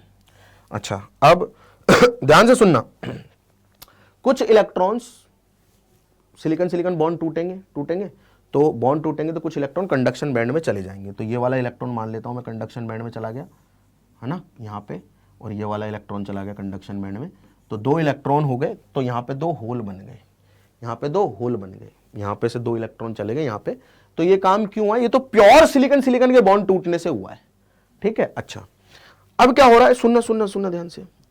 2 इलेक्ट्रॉन गए ऊपर तो नीचे 2 होल बन गए, तो 2 इलेक्ट्रॉन 2 होल हो गए, राइट। ये तो जो सिलिकॉन सिलिकॉन बॉन्ड टूटा है उसके कारण हुआ है। अब जो फास्फोरस इलेक्ट्रॉन लेके आए ना, उसका एनर्जी लेवल बहुत पास है कंडक्शन बैंड के, क्योंकि उसको तो 0.1 इलेक्ट्रॉन वोल्ट एनर्जी चाहिए ऊपर जाने के लिए, राइट। अच्छा, तो यहां पे ये जो, इसको हम लोग बेटा डोनर इंप्योरिटी भी बोलेंगे। क्या है बेटा, ये डोनर लेवल भी बोलेंगे इसे, कि जो फास्फोरस है ना उसके इलेक्ट्रॉन्स का लेवल यहां पे है। जैसे मान लो मैं 50 फास्फोरस डाला हूं, तो 50 फास्फोरस का इलेक्ट्रॉन का जो एनर्जी लेवल है वो यहां कहीं होगा, तो ये फटाक से यहां घुसेंगे, फटाक से यहां घुसेंगे, फटाक से यहां घुसेंगे, फटाक से यहां घुसेंगे। मतलब कि जो डोनर हैं, ठीक है, जितने डोनर एटम डाले हैं, जैसे फास्फोरस के 50 एटम डाले तो 50 कंडक्शन इलेक्ट्रॉन मिल गए मुझे, अपने आप घुस जाएंगे वो, अगर बैंड के अकॉर्डिंग समझू तो, राइट। और 2 यहां से पहुंचे हैं होल बना के बॉन्ड टूटने के कारण, तो 52 इलेक्ट्रॉन हो गए, 2 ही होल है, इसलिए number of electrons per unit volume conduction electron is very very greater than number of holes, though the crystal is still electrically neutral, right. Now let us move on to P type. P type में क्या है, trivalent impurity डाल रहे हैं हम, trivalent, जैसे aluminium हो गया, बोरोन हो गया, ट्राईवैलेंट, ठीक है ना। कौन सी इंप्योरिटी डाल रहे हैं, ट्राईवैलेंट। अब उससे हो क्या रहा है, सुनना जरा ध्यान से। उससे ये हो रहा है कि ना, ये मान लो कि एक ट्राईवैलेंट इंप्योरिटी दिखाई दे रही है, मैं डायग्राम नहीं बना रहा हूं, यहीं पे लिख देता हूं, ठीक है। ट्राईवैलेंट इंप्योरिटी है, ये सिलिकॉन को हटाए थी यहां पे, ठीक है ना, और खुद आ गई। अब इसके पास 4 अगर होते इलेक्ट्रॉन तो बेचारी 4 के साथ में क्या कर लेती, बॉन्ड बना लेती, अपना स्टेबल हो जाती। इसके पास है 3, तो 3 ही बॉन्ड बना पाएगी, 3 कोवैलेंट बॉन्ड बना लिए इसने, बना लिए। अब इसके पास एक वैकेंसी है और ये चाहती है कि इस वैकेंसी को कोई फिल कर दे, मतलब इसने एक एनर्जी, इसने एक जगह छोड़ी हुई है जिसमें इसमें न्योता दिया हुआ है, कोई भी आ सकता है, आ जाओ, कोई भी आ जाओ, कोई दिक्कत ही नहीं है। तो भाई क्या है कि एक इंप्योरिटी एक होल लाइए अपने साथ में, क्योंकि यहां से बेटा ऑब्वियस सी बात है, कोई ना कोई इलेक्ट्रॉन जंप करेगा यहां पे और ये रिकंबाइन हो जाएगा और यहां होल बन जाएगा, फिर बन जाएगा कि नहीं बन जाएगा, है ना। तो एक इंप्योरिटी क्या लाई है अपने साथ, एक होल लेके आई है, एक इंप्योरिटी अपने साथ एक होल लेके आई है। और जो वही सिलिकॉन सिलिकॉन के बॉन्ड टूटने के कारण काम हो रहा था वो तो हो ही रहा है, सिंपल सी बात है ना। तो यहां पे क्या होता है, देखना जरा, समझना अब इसको, कि यह है कंडक्शन बैंड, ठीक है। जो मैं डायग्राम बना रहा हूं, ये डायग्राम आपको फिर से देखने को भी मिलेगा, राइट। और यह है वैलेंस बैंड, ठीक है ना, दिस इज वैलेंस बैंड, ठीक है।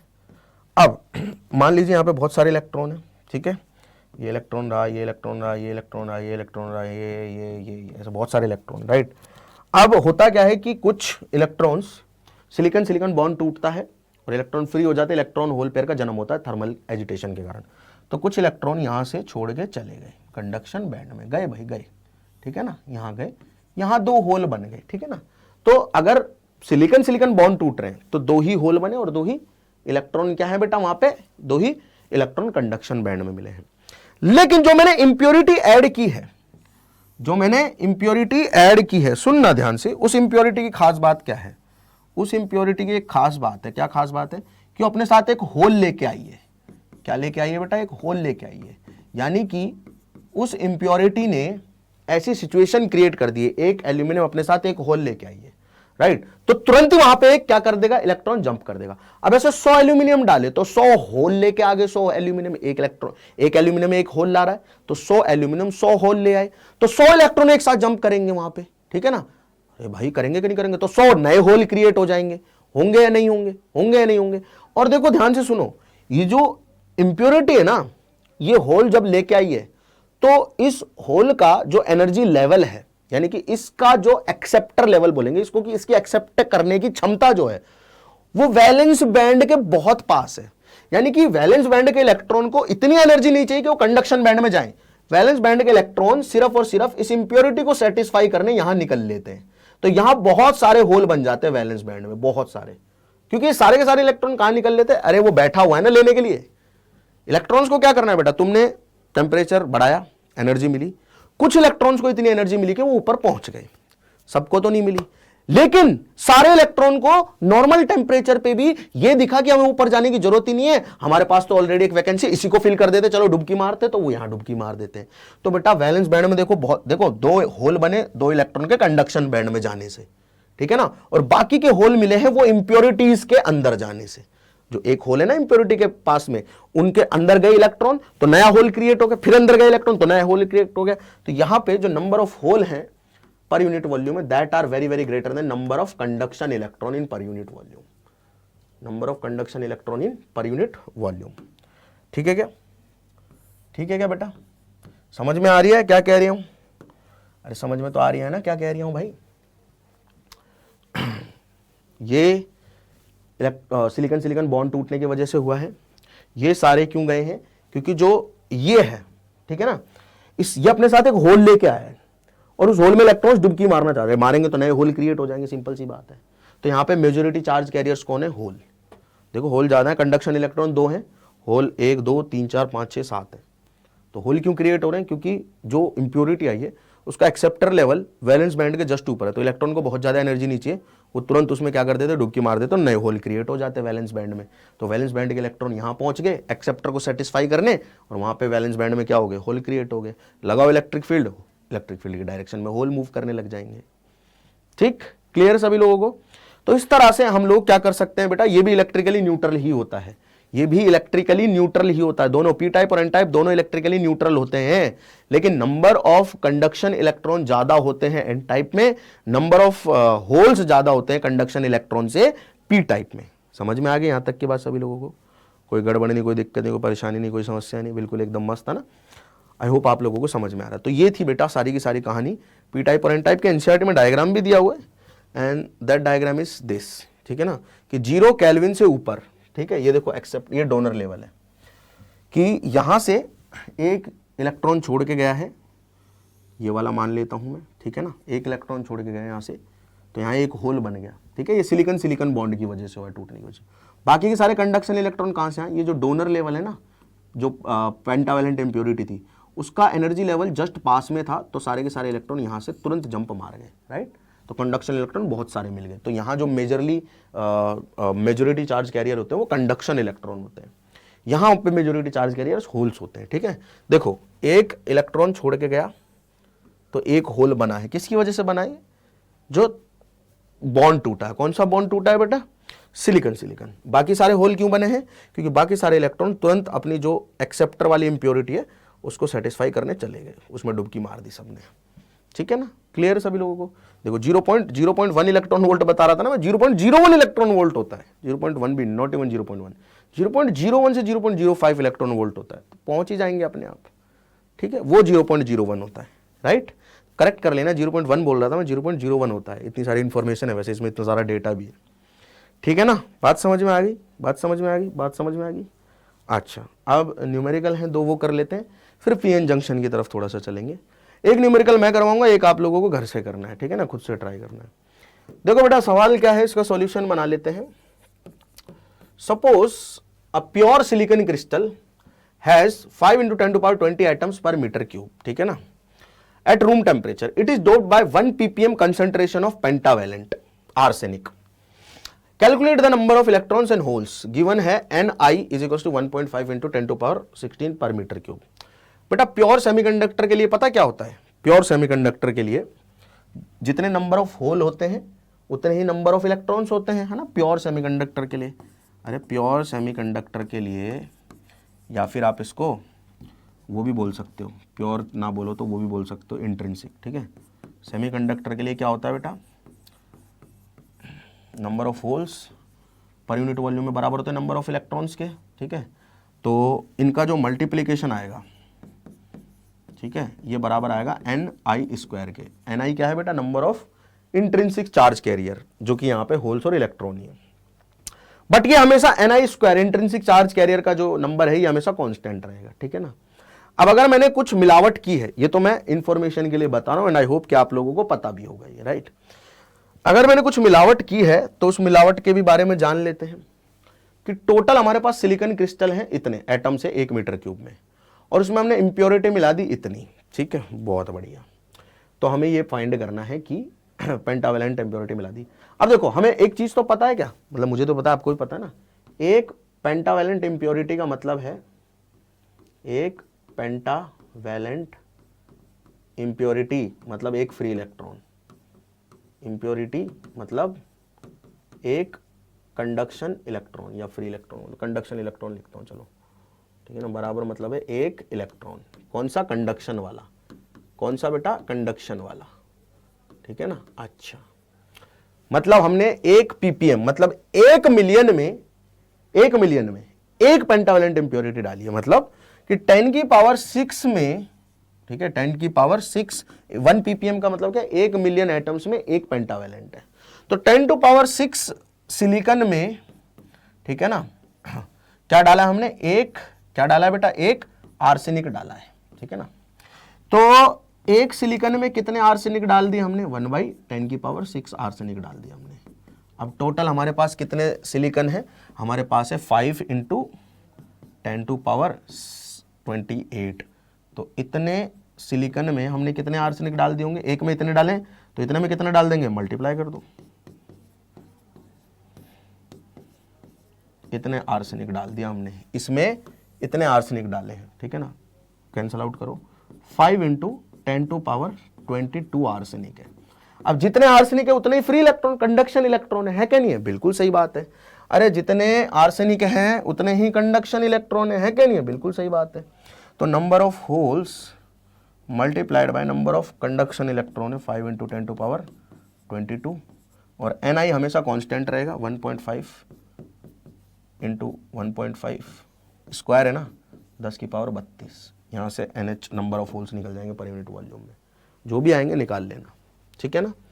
And there is another question like this, ये भी बिल्कुल सिंपल है, NH Ni के बारे में बात की गई है, यहाँ पे इंडियम के बारे में बोला हुआ है, तो इसको आप लोग खुद से कर लेंगे, एक बार नहीं होगा तो ट्राई करेंगे। मैं थोड़ा थोड़ा आपको हिंट दे देता हूँ, है ना। क्या हिंट है बेटा, प्योर सिलिकॉन है, इक्वल इलेक्ट्रॉन इक्वल होल है, कोई बताने वाली बात नहीं, और होता ही है वो। कंसंट्रेशन दे रखी है इतनी per metre cube, concentration equal electron है, equal hole concentration of this, ठीक है ना। तो number of electrons is equals to number of holes is equals to दे रखा 1.5 × 10 to power 16, right, per metre cube, ठीक है ना। हमने डोपिंग की क्या कर दिया बेटा, डोपिंग की हमने सॉरी इंडियम की हमने डोपिंग कर दिए, तो नंबर ऑफ होल्स जो हैं बाद में कितने हो जाते हैं, 4.5 × 10 टू पावर 22 हो जाते हैं नंबर ऑफ होल्स, क्योंकि हमने डोपिंग करी है। तो नंबर ऑफ इलेक्ट्रॉन्स बताने हैं, हमें पता है कि NeNH बराबर होगा Ni स्क्वायर के, तो NeNH दोनों का मल्टीप्लाई करूंगा, दोनों नंबर ये अगेन मल्टीप्लाई होगा, तो Ni स्क्वायर हमारे पास में आ जाएगा बेटा 1.5 × 1.5 × 10 टू पावर 32, ठीक है ना, 16 का पावर 2 कर दिया। नंबर ऑफ होल्स इतने हैं, नंबर ऑफ इलेक्ट्रॉन्स आ जाएंगे, ठीक है, यहाँ से नंबर ऑफ इलेक्ट्रॉन निकाल लेना, ठीक है। क्लियर है, क्लियर है सभी लोगों को, अरे क्लियर है बिल्कुल अच्छे से, देखो देखो देखो, ठीक है ना। चलो नोट करो फटाफट फटाफट, नोट कर लेना बेटा सभी ने। चलिए, तो ये अपनी कहानी थी बेटा सेमीकंडक्टर की। कितने प्रकार के थे, 2 प्रकार के, इंट्रिंसिक एंड एक्सट्रिंसिक, जिसे हम डोप्ड या इम्प्योर सेमीकंडक्टर भी कह रहे थे, और सारी चीजें हमने सेमीकंडक्टर के बारे में जान ली है। कॉन्सेप्ट थे बेटा, हमने पढ़ भी लिया बहुत अच्छे तरीके से। ऐसा भी नहीं है कि आपको कुछ रटना है, रटना तो कुछ भी नहीं है, समझना है और याद रखना है, बस हो गया काम इतने में। अब चर्चा करते हैं बेटा अपन लोग पीएन जंक्शन की। पीएन जंक्शन क्या है, क्या हुआ बेटा कि आपने ना एक ध्यान से सुनना, एक पी टाइप सेमीकंडक्टर लिया और एक एन टाइप सेमीकंडक्टर लिया, ठीक है ना। क्या लिया बेटा आपने, एक पी टाइप सेमीकंडक्टर लिया, एक एन टाइप सेमीकंडक्टर, उनको जोड़ दिया, ठीक है। तो इस तरह से आपने पी टाइप और एन टाइप सेमीकंडक्टर को जोड़ रखा है, ठीक है। सुनते जाना आप, ठीक है। सही डब्बा नहीं है, सही, दोबारा से बनाते हैं, कोई दिक्कत नहीं है, टूल्स हैं अपने पास में and we can use them. चलिए अभी ठीक है ना, हाँ परफेक्ट है, ठीक है जी। चलिए, तो एक पी टाइप लिया, एक एन टाइप लिया। अब क्या हो रहा है, ध्यान से सुनना। मान लीजिए इस लाइन के लेफ्ट में आपने पी टाइप सेमीकंडक्टर लगाया हुआ है और इस लाइन के राइट में आपने एन टाइप लगाया हुआ है, ठीक है ना। लिख भी देता हूं मैं, ये पी टाइप है और ये एन टाइप है। इसमें इस सेमीकंडक्टर की ये वाली साइड पी है, ये वाली साइड एन है। अच्छा, पी टाइप में मेजॉरिटी कौन होती है बेटा, पी टाइप में मेजॉरिटी कौन होती है, पी टाइप में होल, और एन में कौन होते हैं इलेक्ट्रॉन्स, कंडक्शन इलेक्ट्रॉन्स की बात कर रहा हूं मैं अभी, ठीक है। तो बेटा हमने कुछ ऐसा काम किया, इसको भी अपन लोग लाइन ही खींच लेते हैं इसमें भी, राइट। ध्यान से सुनना बेटा, इसको मिला देते हैं, साथ में अपन लोग यहां पे भी एक लाइन ही लगा देते हैं, ठीक है ना। बहुत बढ़िया, अभी ठीक है। तो यहां बेटा जो मेजोरिटी होंगे पी साइड में वो होंगे होल और एन साइड में होंगे इलेक्ट्रॉन।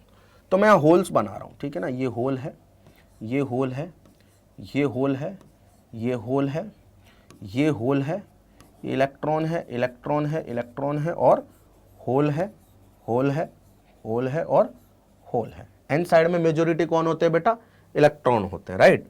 तो इलेक्ट्रॉन है, इलेक्ट्रॉन है, इलेक्ट्रॉन है, इलेक्ट्रॉन है, यहाँ मान लेता हूँ मैं एक होल है और एक और होल मान लेते हैं, चलिए एक और होल मान लेते हैं। यहाँ इलेक्ट्रॉन है, यहाँ इलेक्ट्रॉन है, यहाँ इलेक्ट्रॉन है, यहाँ इलेक्ट्रॉन है, यहाँ इलेक्ट्रॉन है।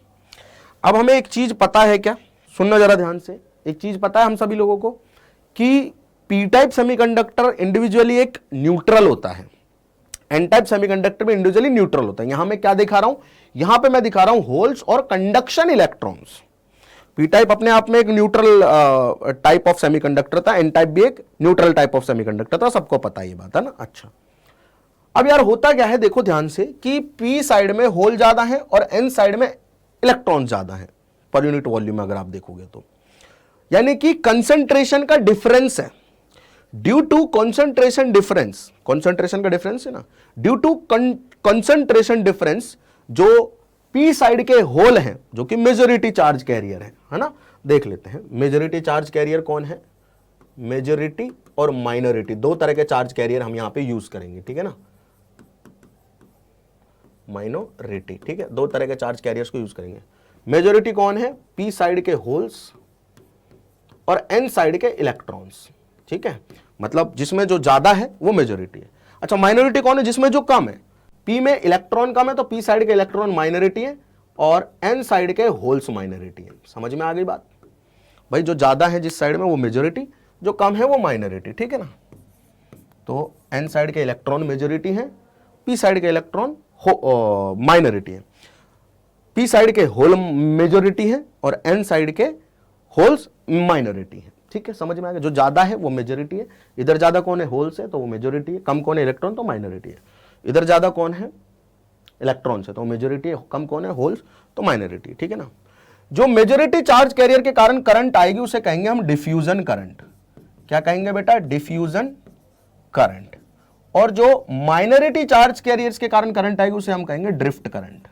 कौन सी करंट बेटा, ड्रिफ्ट करंट, ठीक है। ओके जी सर, समझ में तो आ रही है, थोड़ा थोड़ा बात समझ में आ गई जो लिखी है। अच्छा, अब काम करते हैं बेटा, ड्यू टू कंसंट्रेशन डिफरेंस, ये जो थ्योरी में बता रहा हूं लिखी भी हुई है आगे अगले पेज पे, बट पहले समझ लो। कंसंट्रेशन डिफरेंस है, यहां मेजॉरिटी होल्स की ज्यादा है, इस साइड में इलेक्ट्रॉन्स की ज्यादा है, तो पी साइड के होल और एन साइड के इलेक्ट्रॉन एक दूसरे की तरफ भागते हैं, ठीक है। इधर मेजॉरिटी जाता है तो इधर के होल इधर जाने की कोशिश करेंगे, इधर इलेक्ट्रॉन की मेजॉरिटी ज्यादा है, इलेक्ट्रॉन इधर के इधर आने की कोशिश करेंगे, ठीक है ना। अच्छा, इधर मैं दो ही मान लेता हूं इनिशियली, राइट, ये भी इंपॉर्टेंट है थोड़ा दिखाने के लिए ना। इधर मैं 2 मान लेता हूँ, इधर भी 2 मान लेता हूँ, है ना।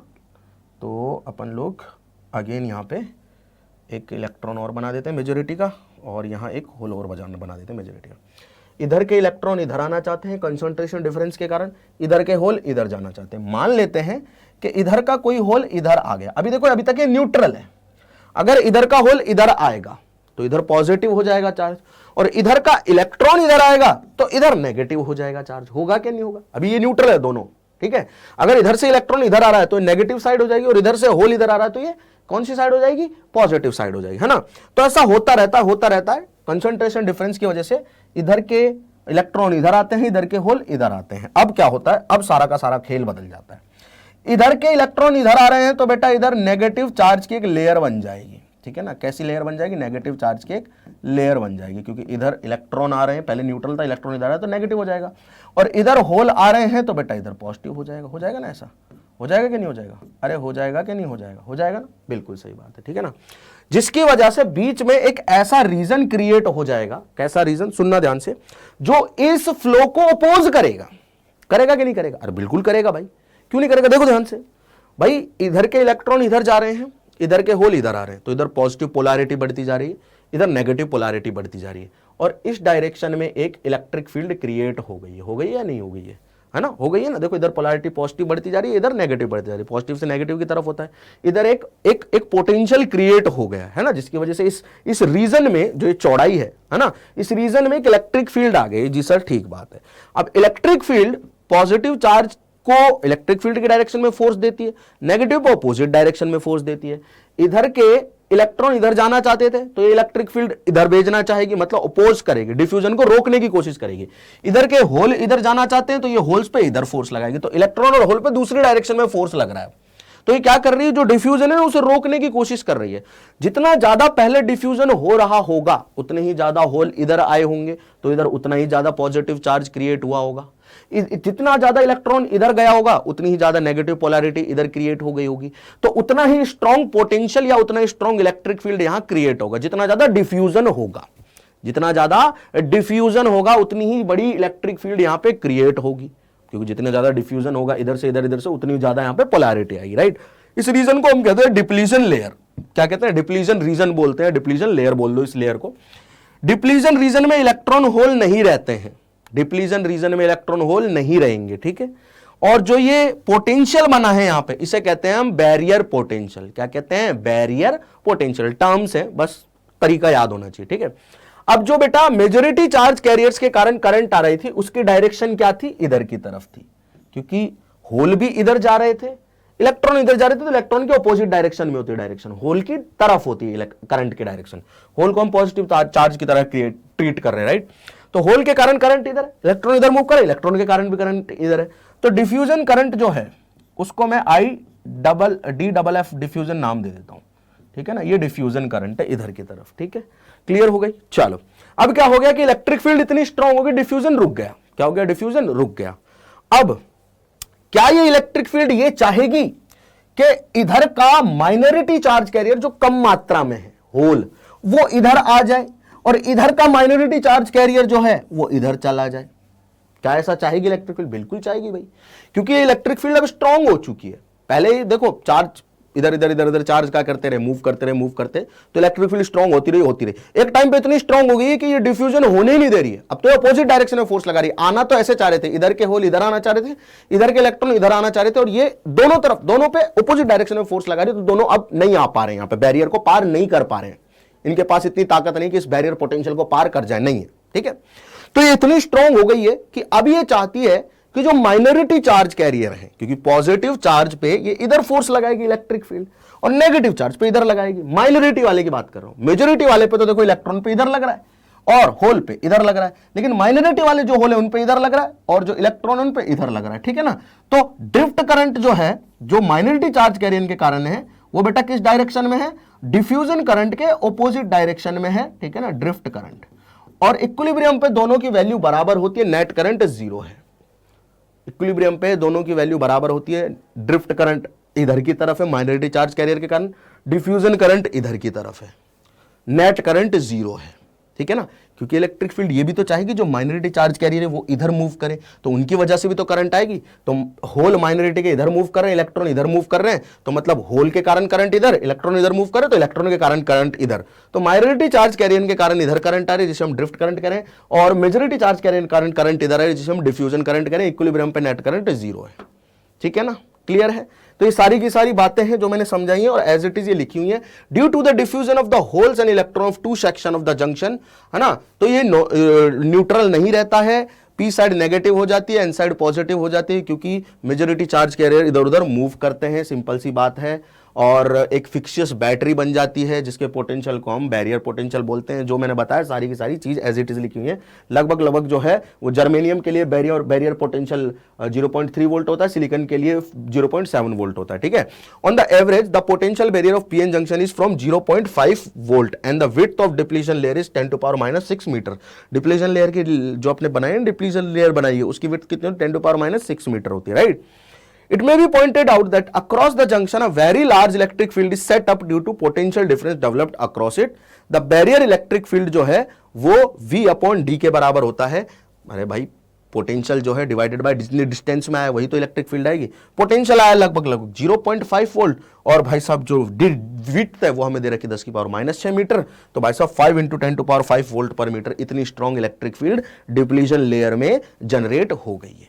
ठीक है, ये पीएन जंक्शन था। ठीक है ना। अच्छा, अब पी साइड और एन साइड को ना, इस पीएन जंक्शन को हम डायोड भी कहते हैं। क्या भी कहते हैं? डायोड भी कहते हैं। ये पी साइड होती है, ये एन साइड होती है, इसका फॉर्मेशन होता है डायोड का, मतलब निशान होता है कि ऐसे देखते हैं हम।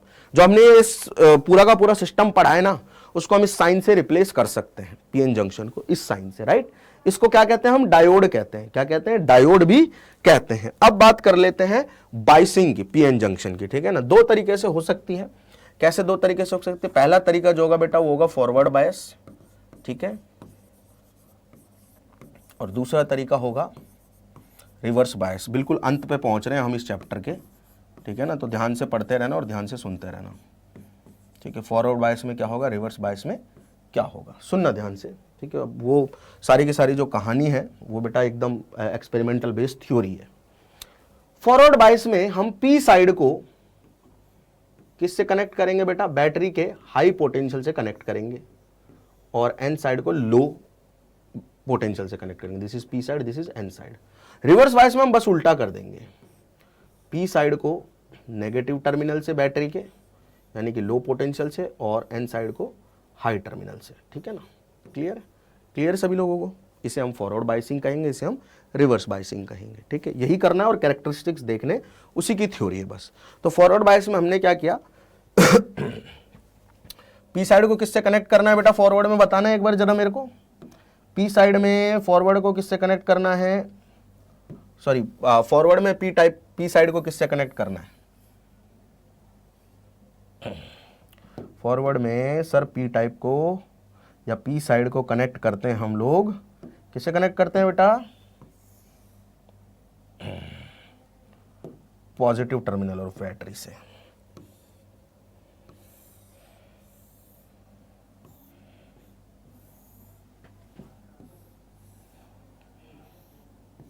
ठीक है, हो गया कनेक्ट।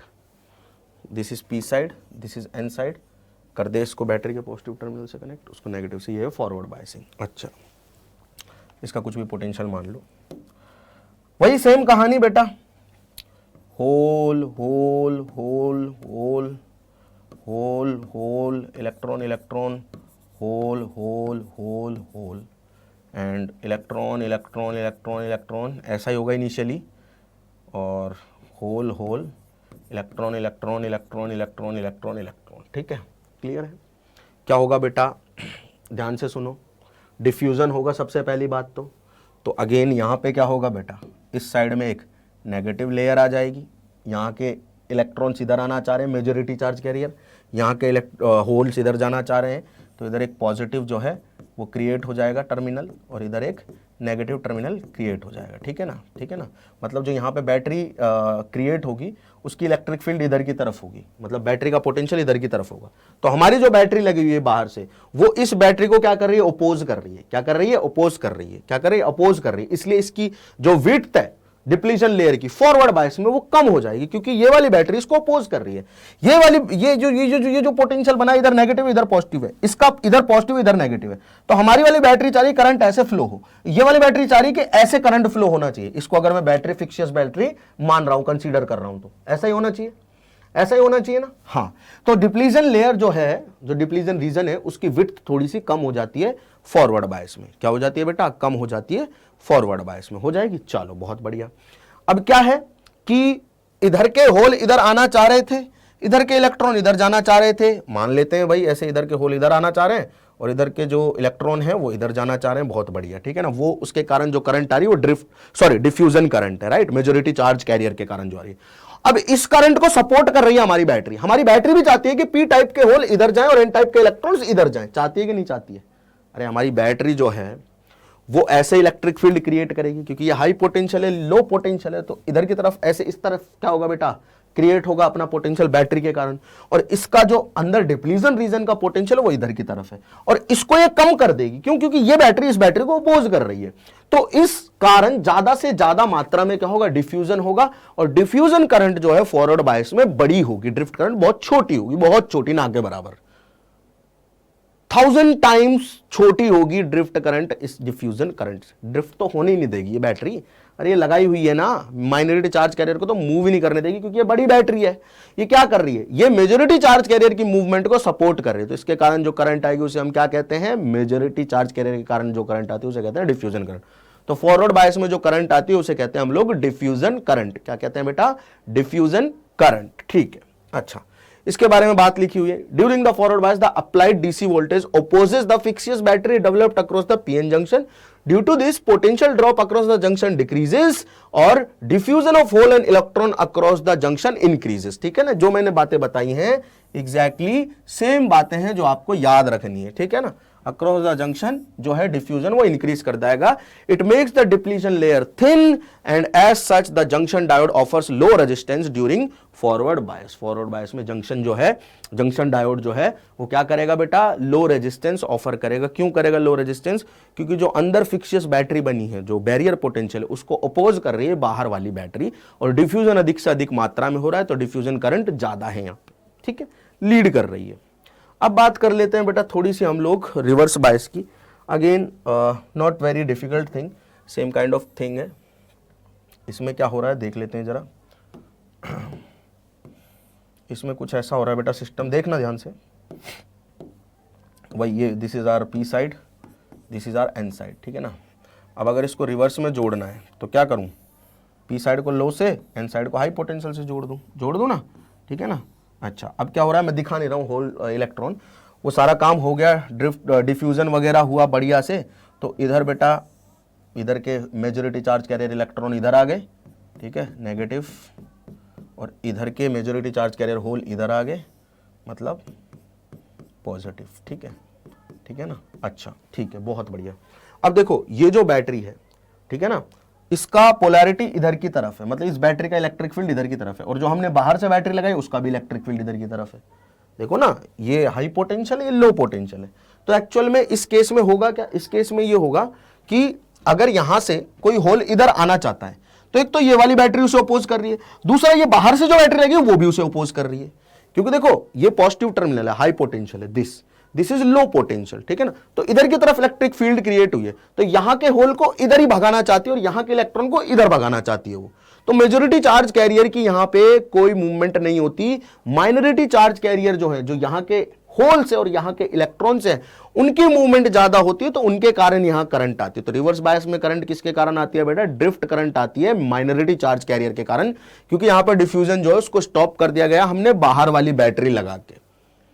ठीक है ना, अब क्योंकि डिप्लीजन रीजन जो है उसको सपोर्ट कर रही है वाली बैटरी, तो डिप्लीजन रीजन का पोटेंशियल बढ़ जाएगा, यानी कि जो विड्थ है वो इंक्रीज कर जाएगी ना, डिप्लीजन रीजन की विड्थ तो बढ़ जाएगी, यानी कि यहाँ बैरियर पोटेंशियल जो है वो बढ़ जाएगा, right.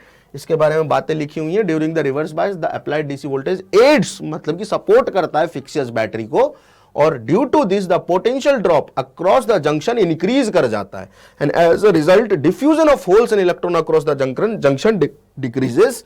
It makes the depletion layer thick and the junction diode offers high resistance. तो इस केस में डिफ्यूजन यानी कि जो फॉरवर्ड करंट है, यानी कि जो डिफ्यूजन करंट है वो कम हो जाती है, और इस केस में वो सपोर्ट करती है माइनॉरिटी चार्ज कैरियर दोनों तरफ से, और उस माइनॉरिटी चार्ज कैरियर के कारण जो करंट होती है उसे हम कहते हैं ड्रिफ्ट करंट। तो यहां पे क्या होता है बेटा, it may be noted that the potential barrier opposes the forward while it aids the reverse current। Reverse current का मतलब पता है ना, ड्रिफ्ट करंट, राइट। तो रिवर्स बायस में ड्रिफ्ट करंट होती है, हाई रेजिस्टेंस ऑफर करता है डायोड, और फॉरवर्ड बायस में जो होता है बेटा वो डिफ्यूजन करंट होती है, जो लीड कर रही होती है, ड्रिफ्ट करंट बहुत छोटी होती है, और जो अपना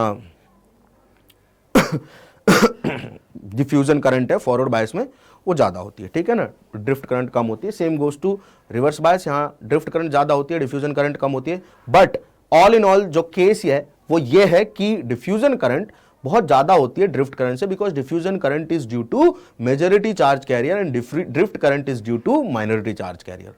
डिफ्यूजन की जो करंट है वो मेजॉरिटी चार्ज कैरियर के कारण आ रही है, इसलिए चाहे वो कितनी भी कम हो लेकिन ड्रिफ्ट से हमेशा ज्यादा रहेगी, 1000 टाइम्स ज्यादा रहेगी, राइट। और इसका जो ग्राफ है इसी चीज को प्रेडिक्ट करता है। देखो ये फॉरवर्ड बायस में करंट है, डायोड को लगाई रिवर्स बायस में, ठीक है ना। रिवर्स बायस में जो करंट है वो माइक्रो एम्पियर्स में, माइक्रो एम्पियर्स में मतलब 10⁻⁻⁶ में। रिवर्स और फॉरवर्ड बायस में जो करंट है वो मिली एम्पियर्स में मतलब -3 पावर में, मतलब ये लगभग 1000 गुना ज्यादा इस करंट से, ठीक है ना। और फॉरवर्ड करंट ही हमारे काम की होती है बेसिकली, राइट। अच्छा तो देखो होता क्या है इनिशियली, सुनना जरा ध्यान से कि देख लो भाई ये पोटेंशियल है, ठीक है ना, और ये करंट का वेरिएशन है। एकदम से यहाँ पे करंट उठ रही है और ये घुटने जैसी शेप बन रही है ना, इसको हम लोग बोलते हैं बेटा नी वोल्टेज। क्या बोलते हैं? नी वोल्टेज। कौन सा वोल्टेज है? नी, घुटने जैसी शेप बने। नी वोल्टेज के बाद करंट एकदम से बहुत ज्यादा हाई हो जाती है, right. Initially current almost zero रहती है, जीरो रहती है, जीरो रहती है ना। जब बाहर से हम लोग पोटेंशियल बढ़ा रहे हैं, थोड़ा थोड़ा बढ़ा रहे हैं धीरे धीरे, जो बैटरी लगाई है। पहले क्या होता है जब अपना जो सेमीकंडक्टर है पीएन टाइप, ठीक है ना, इधर पी है इधर एन है, इक्विलिब्रियम पे उस पर करंट जीरो रहती है। तो हमने क्या किया, धीरे धीरे पोटेंशियल बढ़ाया, बाहर से धीरे धीरे बढ़ाया। तो ना धीरे धीरे बढ़ाने से जो डिफ्यूजन है, क्योंकि अंदर भी बैटरी बन गई है ना, एक पोटेंशियल बैरियर है, उस पोटेंशियल बैरियर को पार नहीं कर पा रहे हैं डिफ्यूजन वाले जो अपने मेजॉरिटी चार्ज कैरियर है, जो डिफ्यूजन करंट बनाने वाले मेजॉरिटी चार्ज कैरियर, उस पोटेंशियल को पार नहीं कर पा रहे हैं। जैसे ही उस बाहर वाली बैटरी जो है, बाहर वाली बैटरी, उसका पोटेंशियल नी वोल्टेज के बराबर कर दे रहे हैं हम, तो बेटा अब डिफ्यूजन के लिए जो मेजॉरिटी चार्ज कैरियर उनके पास इतनी एनर्जी आ गई है, बाहर से मिली है कि वो उस बैटरी को जो अपने अंदर ब्रेकडाउन वोल्टेज है या फिर जो अपने अंदर वो बना हुआ है डिप्लीजन रीजन है या फिर जो लेयर बनी हुई है, उसके पोटेंशियल बैरियर को पार कर पा रहे हैं बाहर वाली बैटरी से। बाहर वाली बैटरी का हमने पोटेंशियल धीरे धीरे बढ़ाया, इनिशियली कोई करंट नहीं है, देखो कोई करंट नहीं, कोई करंट नहीं है। तो 0.6 वोल्ट जैसे हमने किया, क्योंकि 0.5 वोल्ट होता है लगभग जो डिप्लीजन रीजन है ना, उसका जो वोल्टेज है बैरियर पोटेंशियल 0.5 वोल्ट होता है। मैंने बाहर से जैसे 0.6 वोल्ट किया, मतलब कि जो डिप्लीजन रीजन वाली पोटेंशियल है उससे जैसे ज्यादा किया मैंने बाहर वाली बैटरी का, तो अब सपोर्ट में आ गई बाहर वाली बैटरी, मैंने जो मेजॉरिटी चार्ज कैरियर के। तो मेजॉरिटी चार्ज कैरियर का होता है तेजी से डिफ्यूजन, तो करंट एकदम तेजी से बढ़ गई है। घुटने की शेप के कारण इस वोल्टेज को नी वोल्टेज भी कहते हैं। नी वोल्टेज कौन सा वोल्टेज है? वो वोल्टेज है जिसपे करंट, फॉरवर्ड करंट एकदम से बढ़ गई है। This is forward current, this is forward current. देखो यार थ्योरी है, इसमें याद रखने की, समझने में आना चाहिए बस आप लोगों को। अच्छा अब यहां क्या हो रहा है, अगर मैं रिवर्स बायस में बात करूं तो रिवर्स बायस में बैटरी जो है वो सपोर्ट कर रही है किसको? माइनॉरिटी चार्ज कैरियर की मूवमेंट को। क्या कर रही है? सपोर्ट कर रही है। तो अपने बाहर से पोटेंशियल थोड़ा सा भी लगाया ना, थोड़ा सा भी, तो थोड़ी सी ड्रिफ्ट करंट है, क्योंकि एक तो ऑलरेडी अंदर वाली बैटरी जो बनी है बैरियर पोटेंशियल वो सपोर्ट कर रहा है माइनॉरिटी चार्ज कैरियर को, और दूसरा बेटा आपने बाहर से जो बैटरी लगाई वो भी माइनॉरिटी चार्ज कैरियर को सपोर्ट कर रही है। पहले वाले में बाहर वाली बैटरी मेजॉरिटी चार्ज कैरियर को सपोर्ट कर रही थी, लेकिन अंदर वाली बैटरी अपोज कर रही थी। तो जब तक बाहर वाली ने अंदर वाली का बैरियर पार नहीं कर दिया तब तक डिफ्यूजन नहीं हो रहा था। यहां क्या हो रहा है, अंदर वाली भी माइनॉरिटी को सपोर्ट कर रही है, बाहर वाली भी माइनॉरिटी चार्ज कैरियर को सपोर्ट कर रही है। ऐसा ही हो रहा है, बिल्कुल सही बात है सर, बात तो सही कह रहे हो। अब अंदर वाली, जैसे आपने बाहर का पोटेंशियल थोड़ा सा बढ़ाया रिवर्स में, तो अंदर वाली भी सपोर्ट बाहर वाली भी सपोर्ट, तो माइनॉरिटी चार्ज कैरियर मूव कर गए मूव, बहुत बढ़िया।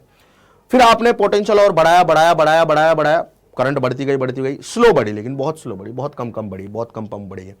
एक पोटेंशियल ऐसा आएगा जिसे ब्रेकडाउन पोटेंशियल हम कह रहे हैं, अगर उस तक आपने बाहर वाली बैटरी का पोटेंशियल कर गया, रिवर्स में करंट एकदम से बढ़ जाएगी, रिवर्स में करंट एकदम से बढ़ जाएगी, एकदम से बढ़ जाएगी। लेकिन कितनी भी बढ़े, ये 1000 टाइम्स कम ही रहेगी फॉरवर्ड करंट से, राइट। समझ में आ गया सभी लोगों को? चलिए, तो ये बिहेवियर था, IV characteristic of PN junction diode भी कहते हैं इसे, आईवी कैरेक्टरिस्टिक, आई और वोल्टेज, करंट और वोल्टेज का कैरेक्टरिस्टिक ऑफ पीएन जंक्शन, ठीक है ना। अच्छा, तो याद रखने वाली बात क्या है कि जब फॉरवर्ड बायसिंग करते हैं हम लोग, तो फॉरवर्ड बायसिंग में ना बाहर वाली बैटरी सपोर्ट करती है मेजॉरिटी चार्ज कैरियर्स को, अंदर वाली अपोज करती है। इसलिए जब तक बाहर वाली का पोटेंशियल अंदर वाली के बराबर लगभग नहीं हो जाता है तब तक तो करंट ही नहीं, देख लो, क्योंकि अंदर वाली अपोज कर रही है ना डिफ्यूजन को, बाहर वाली डिफ्यूजन को सपोर्ट कर रही है। जैसे बाहर वाली का पोटेंशियल बैरियर से ज्यादा होगा, बाहर वाली का जैसी पोटेंशियल आपने पोटेंशियल बैरियर से ज्यादा किया, एकदम से करंट बढ़ गया, डिफ्यूजन को अब कोई रोकने वाला नहीं। रिवर्स में उल्टा होता है, अंदर वाली भी सपोर्ट करी माइनॉरिटी चार्ज कैरियर को, बाहर वाली भी सपोर्ट कर रही है माइनॉरिटी चार्ज कैरियर को, तो थोड़ा सा ही पोटेंशियल बढ़ाते ही माइनॉरिटी चार्ज कैरियर मूव कर जाता है। बट क्योंकि माइनॉरिटी है तो करंट कम है माइक्रो एम्पियर में, क्योंकि माइनॉरिटी चार्ज कैरियर से करंट धीरे धीरे पोटेंशियल बढ़ा रहे हो, करंट ऑलमोस्ट धीरे धीरे बहुत स्लो बढ़ रही है, ऑलमोस्ट कांस्टेंट है, क्योंकि माइनॉरिटी चार्ज कैरियर से बेटा बहुत ज्यादा नहीं होते। एक टाइम पे वो जो है पोटेंशियल जो है आपने इतना कर दिया है कि वहां के बाद ब्रेकडाउन हो गया है और वो करंट एकदम से बढ़ गए और वो कि किसी काम की नहीं वो करंट। ठीक, चलो आगे चलें तो बेटा अब कहानी अपने पास आ जाती है कुछ न्यूमेरिकल्स की कि कौन फॉरवर्ड में है कौन रिवर्स में है। पी साइड जिसका बड़े पोटेंशियल से होगा, हाई पोटेंशियल से होगा, वो फॉरवर्ड में होगा। देखो ये पी साइड है, ठीक है ना, ये डायोड ऐसे बना हुआ है, ठीक है ना, इस तरह से ये पी साइड है, दिख रहा होगा सभी लोगों को, है ना, इस तरह से ये पी साइड है, एन साइड है। पी साइड 7 वोल्ट पे है, एन साइड 5 वोल्ट पे, तो पी साइड हाई वोल्ट पे है तो ये फॉरवर्ड हो गया। ठीक है, यहाँ पे देखो 10 वोल्ट पे है ये पी साइड और ये 0 वोल्ट पे ग्राउंड कर रखा है, ये भी फॉरवर्ड बायस हो गया। ये 2 वोल्ट पे है और ये 0 वोल्ट पे, ये भी फॉरवर्ड बायस हो गया। ये 12 वोल्ट पे है, ये 5 वोल्ट पे, तो पी साइड कम वोल्ट पे, एन साइड ज्यादा वोल्ट पे, ये रिवर्स बायस है। पहचानने का आ सकता है एकदम, ऐसा क्वेश्चन आएगा 2 नंबर का, कर लेना सॉल्व। ठीक है ना, पी साइड हाई वोल्टेज होनी चाहिए, पी साइड क्या होनी चाहिए, पी साइड क्या होनी चाहिए बेटा, हाई वोल्टेज होनी चाहिए। जरूरी नहीं है कि नेगेटिव और पॉजिटिव टर्मिनल ही समझो इसको, हाई वोल्टेज पे पी साइड होनी चाहिए, एन साइड हमेशा लो वोल्टेज पे होनी चाहिए। अगर ऐसा है, अगर ऐसा ढूंढ पा रहे हो तो समझ लेना फॉरवर्ड बायस है, नहीं तो अपने आप ही रिवर्स हो गया काम, नहीं तो काम अपने आप ही रिवर्स हो गया ना। ठीक है, अब बेटा आखिरी टॉपिक है इस पर्टिकुलर चैप्टर का, जिसका नाम है जंक्शन डायोड एज रेक्टिफायर। और 2 तरह के रेक्टिफायर हमें पढ़ने हैं and I think this is important, ये आ सकता है, इसको नोट कर लो बेटा, पेपर में फिर मत कहना कि सर ने पढ़ाया तो था लेकिन हम पढ़ के नहीं गए। एक होता बेटा हाफ वेव रेक्टिफायर, ठीक है ना, और एक होता है फुल वेव रेक्टिफायर। दोनों में क्या अंतर है वो भी बता दो, रेक्टिफायर दोनों में क्या अंतर है, 10 मिनट का गेम है, हो गया चैप्टर। ठीक है ना, एक होता है फुल वेव रेक्टिफायर। ठीक है, क्या होता है हाफ वेव और फुल वेव, समझो जरा ध्यान से। हाफ वेव रेक्टिफायर बेटा आपको कुछ ऐसा दिखेगा, देख लो ध्यान से। एक प्राइमरी कॉइल है ट्रांसफार्मर की, एक सेकेंडरी कॉइल लगी हुई है, ठीक है ना, यहाँ पे अल्टरनेटिंग पोटेंशियल हमने लगाया है, यहाँ एक डायोड लगा हुआ है, एक डायोड दिखाई दे रहा है ना, ये लोड है, यहाँ पे हम लोग बेटा मेजर करेंगे आउटपुट वोल्टेज।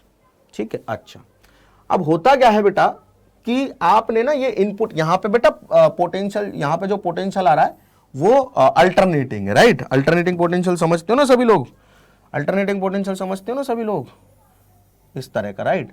तो इसकी वजह से करंट भी यहां पे जो आएगी बेटा वो कैसी आएगी, अल्टरनेटिंग ही आएगी, राइट। तो आउटपुट भी जो आएगा वो अल्टरनेटिंग आएगा। लेकिन सुनना ध्यान से, ये मान लो इनपुट वोल्टेज का पॉजिटिव हाफ है, नेगेटिव हाफ है, ये पॉजिटिव हाफ है, नेगेटिव हाफ है, राइट। ठीक है सर, इतना तो समझ में आ रही है हमें, है ना, मतलब कोई ज्यादा दिक्कत वाली बात ही नहीं है, राइट। अब आउटपुट क्या मिलेगा वो बता रहा हूं आप लोगों को। ये इनपुट है, ठीक है, आउटपुट कहां मिलता है, लोड पे मिलता है, ठीक है ना। आउटपुट क्या मिलेगा सुनना जरा ध्यान से। पहले क्या हुआ बेटा कि यहां पे फर्स्ट हाफ आया, ठीक है, पॉजिटिव वाला, तो ये वाला पॉजिटिव हो गया, ये वाला टर्मिनल नेगेटिव हो गया। तो डायोड में पी साइड पॉजिटिव से मतलब हाई टर्मिनल से जुड़ी हुई है, एन साइड लो टर्मिनल से जुड़ी हुई है।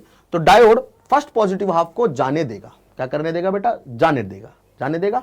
लोड पे हमें पोटेंशियल मिल जाएगा, जो ऐसे ही जाने देगा ना करंट को, ऐसे ही जाने देगा ना डायोड करंट को, पॉजिटिव है नेगेटिव तो ऐसी जाएगी करंट, करंट की डायरेक्शन यही रहेगी। ठीक है, समझ में आ गया। अच्छा, लोड पे हमें पोटेंशियल मिल जाएगा, ठीक है ना।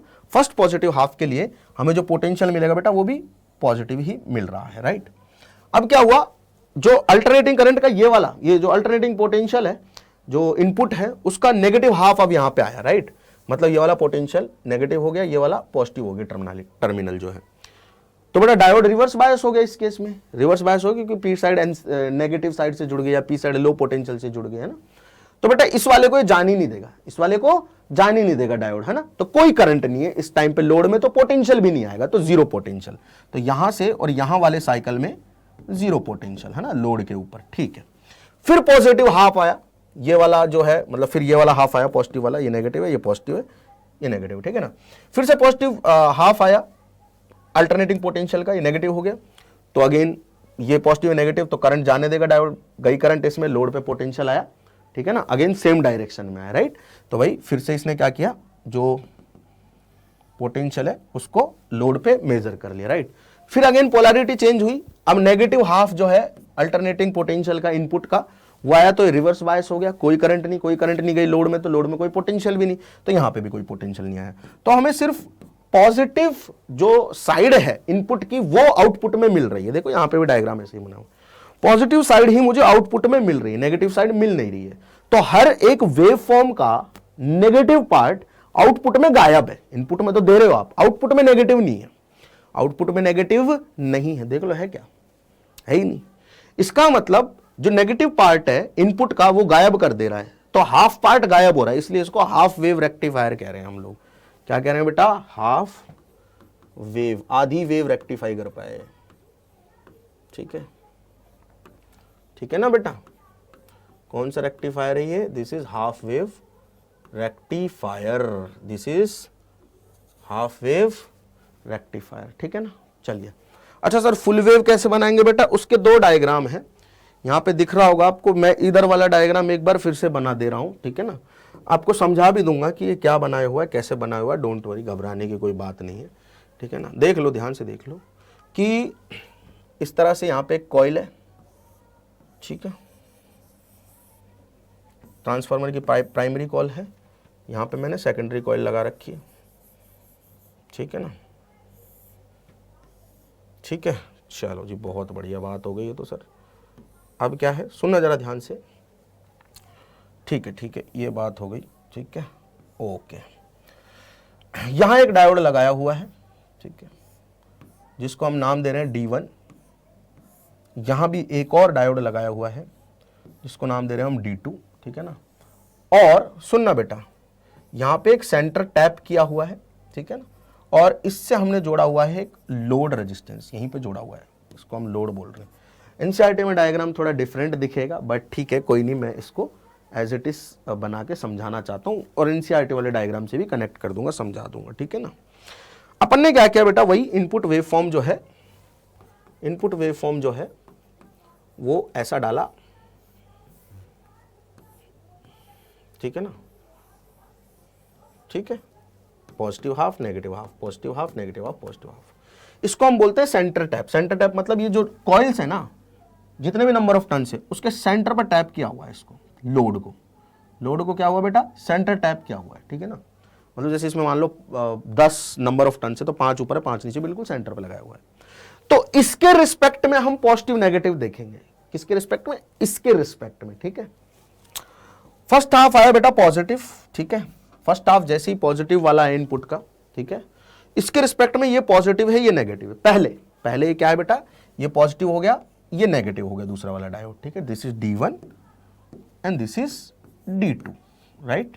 अच्छा, पॉजिटिव हो गया, करंट को जाने देगा, तो करंट गई बेटा ऐसे, ठीक है ना, इस पूरे सर्किट में ऐसे करंट गई और लोड पे पोटेंशियल आ गया, ऐसे करंट गई, लोड पे पोटेंशियल, ये तो नहीं जाने देगा, नहीं तो क्योंकि इसके रिस्पेक्ट में ये पॉजिटिव, इसके रिस्पेक्ट में ये नेगेटिव है, तो ये तो रिवर्स बायस है, ये फॉरवर्ड बायस है। तो पहला वाला डायोड जो है पॉजिटिव वेव फॉर्म के लिए क्या है बेटा, फॉरवर्ड बायस में है, तो करंट को जाने देगा, लोड पे हमें जो पोटेंशियल है वो मिल जाएगा, ठीक है ना। लोड पे हमें क्या मिल जाएगा बेटा, लोड पे हमें फाइनली क्या मिल जाएगा बेटा, लोड पे हमें पोटेंशियल मिल जाएगा लोड के अक्रॉस, ठीक है ना, आउटपुट पोटेंशियल, ठीक है। करंट की डायरेक्शन ऐसी है, पॉजिटिव को जाने दिया इसने, आउटपुट मिल गया मुझे पॉजिटिव। अच्छा, अब क्या होता है, सेंटर टैप के रिस्पेक्ट में नेक्स्ट जो अपना वो है ना, नेक्स्ट जो साइकिल है, समझना उसकी कहानी को। अब क्या होता है बेटा, सेंटर टैप के रिस्पेक्ट में, सुनना जरा ध्यान से, अगले हाफ में, अगर पहले हाफ में ये पॉजिटिव था, ये नेगेटिव था, अगले हाफ में मतलब इस वाले हाफ में सेंटर टैप के रिस्पेक्ट में ये पॉजिटिव हो जाएगा, ये वाला डायोड नेगेटिव हो जाएगा। मतलब इस बार D2 फॉरवर्ड बायस में, D1 रिवर्स बायस में, तो D2 जो है वो करंट जाने देगा, लोड से करंट जाने देगा, राइट। अब D1 से करंट नहीं जाएगा, अब D2 से करंट जाएगी, ठीक है जी। तो दूसरे वाले साइकिल में जो करंट है वो कहां से जा रही है बेटा, वो जा रही है D2 से, ठीक है। तो कैसे जाएगी, ये फॉरवर्ड बायस हो गया तो करंट ऐसे जाएगी, तो ऐसे ही जाएगी, ठीक है ना। यानी कि लोड में पहले भी करंट राइट से लेफ्ट जा रही थी जब D1 काम कर रहा था, जब D2 काम कर रहा है तो भी करंट राइट से लेफ्ट जा रही है लोड में, तो लोड में पोटेंशियल की डायरेक्शन सेम रहेगी, रहेगी ना सेम, क्योंकि करंट की डायरेक्शन सेम है। तो लोड में इस बार भी जो पोटेंशियल आया बेटा वो आया पॉजिटिव। क्यों? क्योंकि जब आपने पहले वाले पोटेंशियल को पॉजिटिव ले लिया है जो कि राइट टू लेफ्ट करंट जा रही है, उसके कारण लोड पे आ रहा है, तो बेटा जब दूसरे वाले डायोड से राइट टू लेफ्ट करंट जाएगी तो लोड पे जो पोटेंशियल आएगा अगेन पॉजिटिव आएगा, है ना। और सेम ही काम रिपीट होता है। ये फिर से D1 क्या हो जाएगा, अगले फर्स्ट हाफ में पॉजिटिव, हाफ में पॉजिटिव हो जाएगा, ठीक है, तो वो करंट को जाने देगा, राइट। फिर अगले हाफ में D2 पॉजिटिव हो जाएगा, ठीक है, फिर अगले हाफ में D1 हो जाएगा फॉरवर्ड, फिर अगले हाफ में D2 फॉरवर्ड हो जाएगा। तो इसी तरह से क्योंकि करंट लोड में सेम डायरेक्शन में जा रही है, इसलिए नेगेटिव वाले का भी आउटपुट पॉजिटिव मिल रहा है, हमें मिल रहा है। इसमें पूरी वेव रेक्टिफाई हो गई, पॉजिटिव वाला तो हुआ ही हुआ, नेगेटिव वाला भी पॉजिटिव बन के मिल गया। तो combination of AC and DC हमें प्राप्त हो गया है। एनसीईआरटी में जो आपको डायग्राम मिला है वो इस तरह का मिला है। आप इस लोड को मैंने बस उठा के यहां लगा दिया है, ठीक है ना। क्लियर है सभी लोगों को?